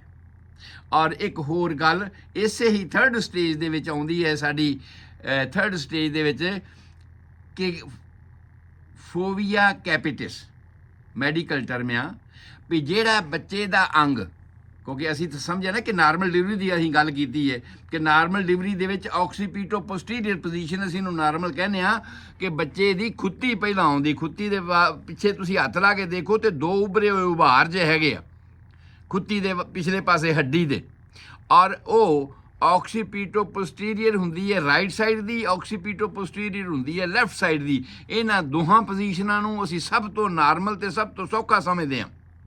ਔਰ ਜਿਸ ਥਾਂ 'ਤੇ ਵੀ ਜਿਹੜਾ ਵੀ ਅੰਗ ਪਹਿਲੋਂ ਬਾਹਰ ਆਉਂਦਾ ਹੈ, ਉਸ ਅੰਗ ਦੇ ਉੱਪਰ ਫੋਵੀਆ ਕੈਪੀਟਿਸ ਇੱਕ ਤਰ੍ਹਾਂ ਦਾ ਉਭਾਰ ਜਿਹਾ ਬਾਹਰ ਨੂੰ ਉੱਭਰ ਜਾਂਦਾ ਹੈ। ਉਹ ਜਿਹੜਾ ਉਭਾਰ ਉੱਭਰ ਜਾਂਦਾ ਹੈ, ਉਹਦੇ ਅੰਦਰ ਜਿਹੜਾ, ਕਿਉਂਕਿ ਹੱਡੀਆਂ ਪ੍ਰੈਸ ਹੁੰਦੀਆਂ ਨੇ, ਉਹਦੇ ਵਿੱਚ ਜਿਹੜਾ ਪਾਣੀ ਮੁਆਦ ਹੁੰਦਾ ਹੈ ਸਕਿਨ ਦੇ ਅੰਦਰ, ਉਹ ਇਕੱਠਾ ਹੋ ਕੇ ਬਲਜ ਆਊਟ ਹੋ ਜਾਂਦਾ ਹੈ। ਔਰ ਉਹਦਾ ਸਮਾਂ ਹੈ ਆਮ ਤੌਰ 'ਤੇ ਕੁਝ ਹਫ਼ਤੇ 10 ਦਿਨ ਦੇ ਵਿੱਚ ਉਹ ਠੀਕ ਹੋ ਜਾਂਦਾ ਹੈ, ਪਰ ਫਿਰ ਵੀ ਉਹਦੀ ਟੇਕ ਕੇਅਰ ਕਰਨ ਦੀ ਜ਼ਰੂਰਤ ਹੁੰਦੀ ਹੈ, ਕੰਪਰੈਸ਼ਨ ਦੇ ਨਾਲ, ਉਹਨੂੰ ਕਵਰ ਕਰਨ ਦੇ ਨਾਲ, ਇਸ ਤਾਂ ਕਿ ਉਹਦੀ ਸਕਿਨ ਲੈਸਰੇਸ਼ਨ 'ਤੇ ਨਹੀਂ ਹੋਈ। ਜੇ ਸਕਿਨ ਲੈਸਰੇਸ਼ਨ ਹੋਵੇ ਤੇ ਖਾਸ ਪ੍ਰੀਕਾਸ਼ਨ ਜ਼ਰੂਰਤ ਹੁੰਦੀ ਹੈ, ਪਰ ਆਮ ਤੌਰ ਤੇ ਸਕਿਨ ਲੈਸਰੇਸ਼ਨ ਹੁੰਦੀ ਨਹੀਂ ਉਹਦੇ ਨਾਲ, ਤੇ ਉਸ ਕਰਕੇ ਉਸ ਨੂੰ ਕੰਪਰੈਸ ਕਰਕੇ ਉਹ ਆਮ ਤੌਰ ਤੇ ਵਿਦਨ 7-10 ਡੇਜ਼ ਜਿਹੜਾ ਉਹ ਨਾਰਮਲ ਠੀਕ ਹੋ ਜਾਂਦਾ ਹੈਗਾ। ਸੋ ਇਹ ਵੀ ਖਾਸ ਯਾਦ ਰੱਖਣ ਵਾਲੀ ਗੱਲ ਹੈ। ਕਈ ਵਾਰ ਲੱਗਦਾ ਹੈ ਪਹਿਲੀਆਂ ਬੜੀਆਂ ਮਾਵਾਂ ਨੂੰ ਵੀ ਮੇਰੇ ਬੱਚੇ ਦਾ ਸਿਰ ਕਿਵੇਂ ਲੰਬੂਤਰਾ ਜਿਹਾ ਹੋ ਗਿਆ, ਲੰਬਾ ਜਿਹਾ ਹੋ ਗਿਆ। ਸੋ ਉਹ ਇਸ ਕਰਕੇ ਹੈ ਕਿ ਘੁੱਟਣ ਹੋਈ ਹੈ, ਮਾਂ ਦੇ ਅੰਗਾਂ 'ਚੋਂ ਲੰਘਦਿਆਂ ਹੋਇਆਂ ਘੁੱਟਣ ਹੋਈ ਹੈ, ਤੇ ਬੱਚੇ ਦੇ ਉਸ ਸਕੈਲਪ ਦੇ ਅੰਦਰ ਜਿਹੜਾ ਪਾਣੀ ਸੀ ਉਹ ਇਕੱਠਾ ਹੋ ਕੇ ਨੁੱਚੜ ਕੇ ਉਹ ਅਗਲੇ ਪਾਸੇ ਬਣ ਗਿਆ ਤੇ ਹੱਡੀਆਂ ਪ੍ਰੈਸ ਹੋ ਗਈਆਂ ਨੇ, ਜਿਸ ਕਰਕੇ ਫੋਬੀਆ ਕੈਪੀਟਿਸ ਬਣਦਾ ਹੈਗਾ ਆ, ਔਰ ਉਹ ਬਾਅਦ ਵਿੱਚ ਠੀਕ ਹੋ ਜਾਂਦਾ। ਕਿਤੇ ਦੂਸਰਾ ਜਿਹੜੀ ਅਸੀਂ ਮੈਲ ਦੀ ਗੱਲ ਕੀਤੀ ਹੈ, ਇਹ ਸਾਰੀਆਂ ਗੱਲਾਂ ਜਿਹੜੀਆਂ ਇੱਕ ਨਾਰਮਲ ਰੂਟੀਨ ਦੀਆਂ ਗੱਲਾਂ ਨੇ ਜਿਹੜੀਆਂ ਹੁੰਦੀਆਂ ਨੇ। ਸੋ 3rd ਸਟੇਜ ਦੀਆਂ ਅਸੀਂ ਕੰਪਲੀਕੇਸ਼ਨਾਂ ਵੀ ਅੱਜ ਕਵਰ ਕਰ ਲਈਆਂ। ਉਸ ਤੋਂ ਬਾਅਦ 3rd ਸਟੇਜ ਦੀਆਂ ਕੰਪਲੀਕੇਸ਼ਨਾਂ ਦੇ ਵਿੱਚ ਕੀ ਕੀ ਖਾਸ ਗੱਲ ਹੁੰਦੀ, ਜਿਹੜੀ ਅਸੀਂ ਹੈਮਰੇਜ ਦੀ ਗੱਲ ਕੀਤੀ ਹੈ, ਖੂਨ ਦਾ ਆਉਣਾ, ਮਾਂ ਦੀ ਸਿਹਤ ਦਾ ਖਾਸ ਤੌਰ 'ਤੇ ਇਸ ਵੇਲੇ ਖਿਆਲ ਰੱਖਣ ਦੀ ਲੋੜ ਹੁੰਦੀ ਹੈ। ਬੱਚੇ ਦੀ ਸੰਭਾਲ ਤਾਂ ਕਰਨ ਵਾਸਤੇ ਹੁਣ ਹੋਰ ਵੀ ਲੋਕ ਆ ਜਾਂਦੇ ਨੇ, ਹੋਰ ਵੀ ਘਰ ਦੇ ਜਿਹੜੇ ਮੈਂਬਰ ਹੁੰਦੇ ਨੇ ਉਹ ਵੀ ਆ ਜਾਂਦੇ ਨੇ, ਉਹ ਵੀ ਟੇਕ ਕੇਅਰ ਕਰਦੇ ਨੇ, ਖਾਸ ਤੌਰ 'ਤੇ ਲੜਕੀ ਦੇ ਹਾਲਾਤ ਦੇ ਵਿੱਚ। ਪਰ ਮਾਂ ਦੀ ਟੇਕ ਕੇਅਰ ਕਰਨੀ ਇਸ ਹਾਲਾਤ ਵਿੱਚ ਬਹੁਤ ਜ਼ਰੂਰੀ ਹੋ ਜਾਂਦੀ ਹੈ, ਤੇ ਇਹ ਵੀ ਉਸ ਵੇਲੇ ਸਾਡਾ ਫਰਜ਼ ਬਣਦਾ ਆ ਕਿ ਉਹਦਾ ਪਲਸ ਰੇਟ, ਉਹਦਾ ਬਲੱਡ ਪ੍ਰੈਸ਼ਰ ਜਾਂ ਉਹਦੀ ਖੁਰਾਕ ਜਾਂ ਉਹਨੂੰ ਮਾਨਸਿਕ ਤੌਰ 'ਤੇ ਸਾਈਕਾਲੋਜੀਕਲੀ ਉਹਨੂੰ ਬਿਲਟ ਅਪ ਕਰਨ ਦੀ ਲੋੜ ਹੁੰਦੀ ਹੈ। ਸੋ ਅੱਜ ਦਾ ਸਮਾਂ ਮੇਰਾ ਸਮਾਪਤ ਹੋ ਗਿਆ। ਅਸੀਂ ਕੱਲ੍ਹ ਛੁੱਟੀ ਕਰਾਂਗੇ ਐਤਵਾਰ ਨੂੰ, ਤੇ ਉਸ ਤੋਂ ਬਾਅਦ ਫਿਰ ਹੋਰ ਇਸ ਤਰ੍ਹਾਂ ਦੀਆਂ ਕਿਹੜੀਆਂ ਐਬਨਾਰਮਲ ਟਾਈਪ ਦੀਆਂ ਪ੍ਰੈਗਨੈਂਸੀਜ਼ ਹੋ ਸਕਦੀਆਂ ਨੇ, ਡਿਲੀਵਰੀਜ਼ ਹੋ ਸਕਦੀਆਂ ਨੇ, ਕਿਹੜੇ ਕਿਉਂਕਿ ਇਹ ਤਾਂ ਨਾਰਮਲ ਗੱਲ ਹੈ, ਕੁਦਰਤ ਦਾ ਨਿਯਮ ਹੈ, ਅਸੀਂ ਨਾਰਮਲ ਨੂੰ ਲੈ ਕੇ ਚੱਲ ਰਹੇ ਹਾਂ। ਔਰ ਐਸਾ ਵੀ ਹੋ ਸਕਦਾ ਹੈ ਕਿ ਇਹ ਕੁਦਰਤ ਦਾ ਨਿਯਮ ਨਾਰਮਲ ਨਾ ਚੱਲੇ, ਕਿਸੇ ਥਾਂ 'ਤੇ ਉਲਟ ਹੋ ਜਾਵੇ, ਗਲਤ ਹੋ ਜਾਏ, ਡਿਫਰ ਕਰਕੇ ਬਦਲ ਕੇ ਆ ਜਾਵੇ, ਤੇ ਉਹਨਾਂ ਹਾਲਾਤਾਂ ਦੇ ਵਿੱਚ ਫਿਰ ਅਸੀਂ ਕੀ ਕਰਦੇ ਹਾਂ ਜਾਂ ਕੀ ਹੋ ਸਕਦਾ ਹੈਗਾ। ਇਹੋ ਜਿਹੀਆਂ ਜਿਹੜੀਆਂ ਕੰਪਲੀਕੇਸ਼ਨਸ ਨੇ ਉਹਨਾਂ ਨੂੰ ਲੈ ਕੇ ਅਸੀਂ ਸੋਮਵਾਰ ਨੂੰ ਫਿਰ ਤੁਹਾਡੇ ਨਾਲ ਇਸੇ ਹੀ ਪ੍ਰੋਗਰਾਮ ਦੇ ਵਿੱਚ ਇਸੇ ਹੀ ਸਮੇਂ 'ਤੇ ਤੁਹਾਡੇ ਨਾਲ ਮਿਲਾਂਗੇ। ਤੁਹਾਡਾ ਸਾਰਿਆਂ ਦਾ ਰੱਬ ਰਾਖਾ। ਮੈਂ ਗੁਰਦੀਪ ਸਿੰਘ ਸੰਧੀ, ਤੁਹਾਡਾ ਹੋਮਿਓਪੈਥਿਕ ਕੰਸਲਟੈਂਟ, ਤੁਹਾਡੀ ਸੇਵਾ 'ਚ ਹਾਜ਼ਰ ਹਾਂ। 7021 ਵਿਲੇਜ ਪਾਰਕਵੇ ਡਬਲਨ ਦੇ ਉੱਪਰ। ਕਿਸੇ ਵੀ ਵੇਲੇ ਤੁਸੀਂ ਮੈਨੂੰ ਕਾਲ ਕਰਨਾ ਚਾਹੁੰਦੇ ਹੋ ਤੇ ਕਾਲ ਕਰ ਸਕਦੇ ਹੋ 4086871899 'ਤੇ। ਮੇਰਾ ਈਮੇਲ ਐਡਰੈਸ ਹੈ homeomedicine@yahoo.com। ਕਿਸੇ ਵੀ ਵੇਲੇ ਈਮੇਲ ਕਰਕੇ ਵੀ ਤੁਸੀਂ ਆਪਣਾ ਸ਼ੰਕਾ, ਆਪਣਾ ਸਵਾਲ ਮੇਰੇ ਤੋਂ ਪੁੱਛ ਸਕਦੇ ਹੋ। ਅਗਰ ਕੁਝ ਹਾਲਾਤਾਂ ਦੇ ਵਿੱਚ ਸਟੀਰਿਲਿਟੀ ਵਾਲੀ ਕੰਡੀਸ਼ਨ ਹੈ ਕਿ ਗ੍ਰਸਥ ਜੀਵਨ ਬਹੁਤ ਨਾਰਮਲ ਚੱਲ ਰਿਹਾ ਹੈ, ਮੈਡੀਕਲੀ ਅਸੀਂ ਸਮਝਦੇ ਹਾਂ ਕਿ ਗ੍ਰਸਥ ਜੀਵਨ ਅਗਰ 1 ਸਾਲ ਤੱਕ ਪਤੀ ਪਤਨੀ ਬਰਾਬਰ ਰਹਿ ਰਹੇ ਨੇ ਤੇ ਫਿਰ ਵੀ ਬੱਚਾ ਨਹੀਂ ਹੋਇਆ, ਉਹਨਾਂ ਨੇ ਕੋਈ ਪ੍ਰੀਕਾਸ਼ਨ ਵੀ ਇਸਤੇਮਾਲ ਨਹੀਂ ਕੀਤਾ, ਤੇ ਅਸੀਂ ਸਮਝਦੇ ਹਾਂ ਵੀ ਕੁਝ ਅਬਨਾਰਮੈਲਿਟੀਜ਼ ਹੈਗੀਆਂ ਨੇ ਕਿ ਕੁਦਰਤ ਦਾ ਨਿਯਮ ਪੂਰਾ ਨਹੀਂ ਹੋਇਆ, ਜੀਵਨ ਤੋਂ ਜੀਵਨ ਪੈਦਾ ਹੋਣ ਦੇ ਰਾਹ ਉਹ ਨਹੀਂ ਤੁਰੇ।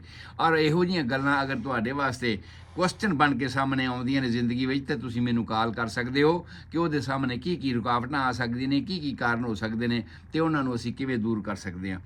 ਇਸ ਵੇ ਏਰੀਆ ਦੇ ਵਿੱਚ ਬਹੁਤ ਮਾਣ ਹੈ ਮੈਨੂੰ ਇਸ ਗੱਲ ਦਾ, ਇਹ ਗੱਲ ਕਹਿਣ ਦੇ ਵਿੱਚ ਤੇ ਔਰ ਤੁਹਾਨੂੰ ਦੱਸਣ ਦੇ ਵਿੱਚ ਵੀ। ਘੱਟੋ ਘੱਟ 10-12 ਬੱਚੇ ਉਹਨਾਂ ਬੀਬੀਆਂ ਦੇ ਪੈਦਾ ਹੋਏ ਨੇ ਜਿਨ੍ਹਾਂ ਦੀਆਂ ਮੈਰਿਜਸ ਨੂੰ 8 ਤੋਂ ਲੈ ਕੇ 12-12 ਸਾਲ ਤੱਕ ਹੋ ਗਏ ਸੀ, ਔਰ ਉਹਨਾਂ ਦੇ ਬੱਚਾ ਨਹੀਂ ਹੋਇਆ। ਨਾਰਮਲ ਜੀਵਨ ਚੱਲਦਾ ਹੈ, ਮਾਂ ਬਾਪ ਦੋਵੇਂ, ਆਦਮੀ ਔਰਤ ਦੋਵੇਂ, ਹਸਬੈਂਡ ਵਾਈਫ ਦੋਵੇਂ ਬਿਲਕੁਲ ਠੀਕ ਠਾਕ ਨੇ, ਉਹਨਾਂ 'ਚ ਕੋਈ ਨੁਕਸ ਨਹੀਂ ਹੈਗਾ, ਕੋਈ ਕਮੀ ਨਹੀਂ ਡਾਕਟਰ ਕਹਿੰਦੇ ਨੇ। ਪਰ ਬਾਵਜੂਦ ਇਸ ਦੇ ਵਿੱਚ ਉਹਨਾਂ ਨੂੰ ਪ੍ਰੈਗਨੈਂਸੀ ਨਹੀਂ ਹੋ ਰਹੀ, ਤੇ ਉਹਨਾਂ ਨੂੰ ਹੋਮਿਓਪੈਥਿਕ ਟ੍ਰੀਟਮੈਂਟ ਦੇ ਮੁਤਾਬਕ ਉਹ ਮਾਂ ਬਣੀ, ਔਰ ਮਾਵਾਂ ਬਣੀਆਂ ਹਨ। ਉਹ ਇਸ ਏਰੀਏ ਦੇ ਵਿੱਚ ਹਨ, ਲੋਕਲ ਏਰੀਏ ਦੇ ਵਿੱਚ, ਸੈਕਰਾਮੈਂਟੋ ਤੋਂ ਲੈ ਕੇ ਸੈਨੋਜ਼ੇ ਤੱਕ ਦੇ ਏਰੀਏ ਦੇ ਨੇੜੇ ਤੇੜੇ ਦੇ ਏਰੀਏ ਦੇ ਵਿੱਚ ਹੀ ਹਨ। ਸੋ ਹੋਰ ਬਹੁਤ ਸਾਰੇ ਰੈਫਰੈਂਸਿਸ ਇਸ ਤਰ੍ਹਾਂ ਦੇ ਹੈਗੇ ਨੇ। ਸੋ ਅਗਰ ਤੁਹਾਨੂੰ ਇਸ ਤਰ੍ਹਾਂ ਦੀ ਕੋਈ ਕੰਪਲੀਕੇਸ਼ਨ, ਕੋਈ ਪ੍ਰੋਬਲਮ ਹੋਵੇ ਤਾਂ ਤੁਸੀਂ ਕਾਲ ਕਰ ਸਕਦੇ ਹੋ। ਅੱਜ ਦਾ ਸਮਾਂ ਸਮਾਪਤ। ਤੁਹਾਡਾ ਸਾਰਿਆਂ ਦਾ ਰੱਬ ਰਾਖਾ। ਤੁਹਾਡੇ ਸਾਰਿਆਂ ਦੀ ਚੰਗੀ ਸਿਹਤ ਲਈ ਦੁਆ ਕਰਦਾ ਹਾਂ। ਸਤਿ ਸ਼੍ਰੀ ਅਕਾਲ, ਆਦਾਬ, ਨਮਸਕਾਰ।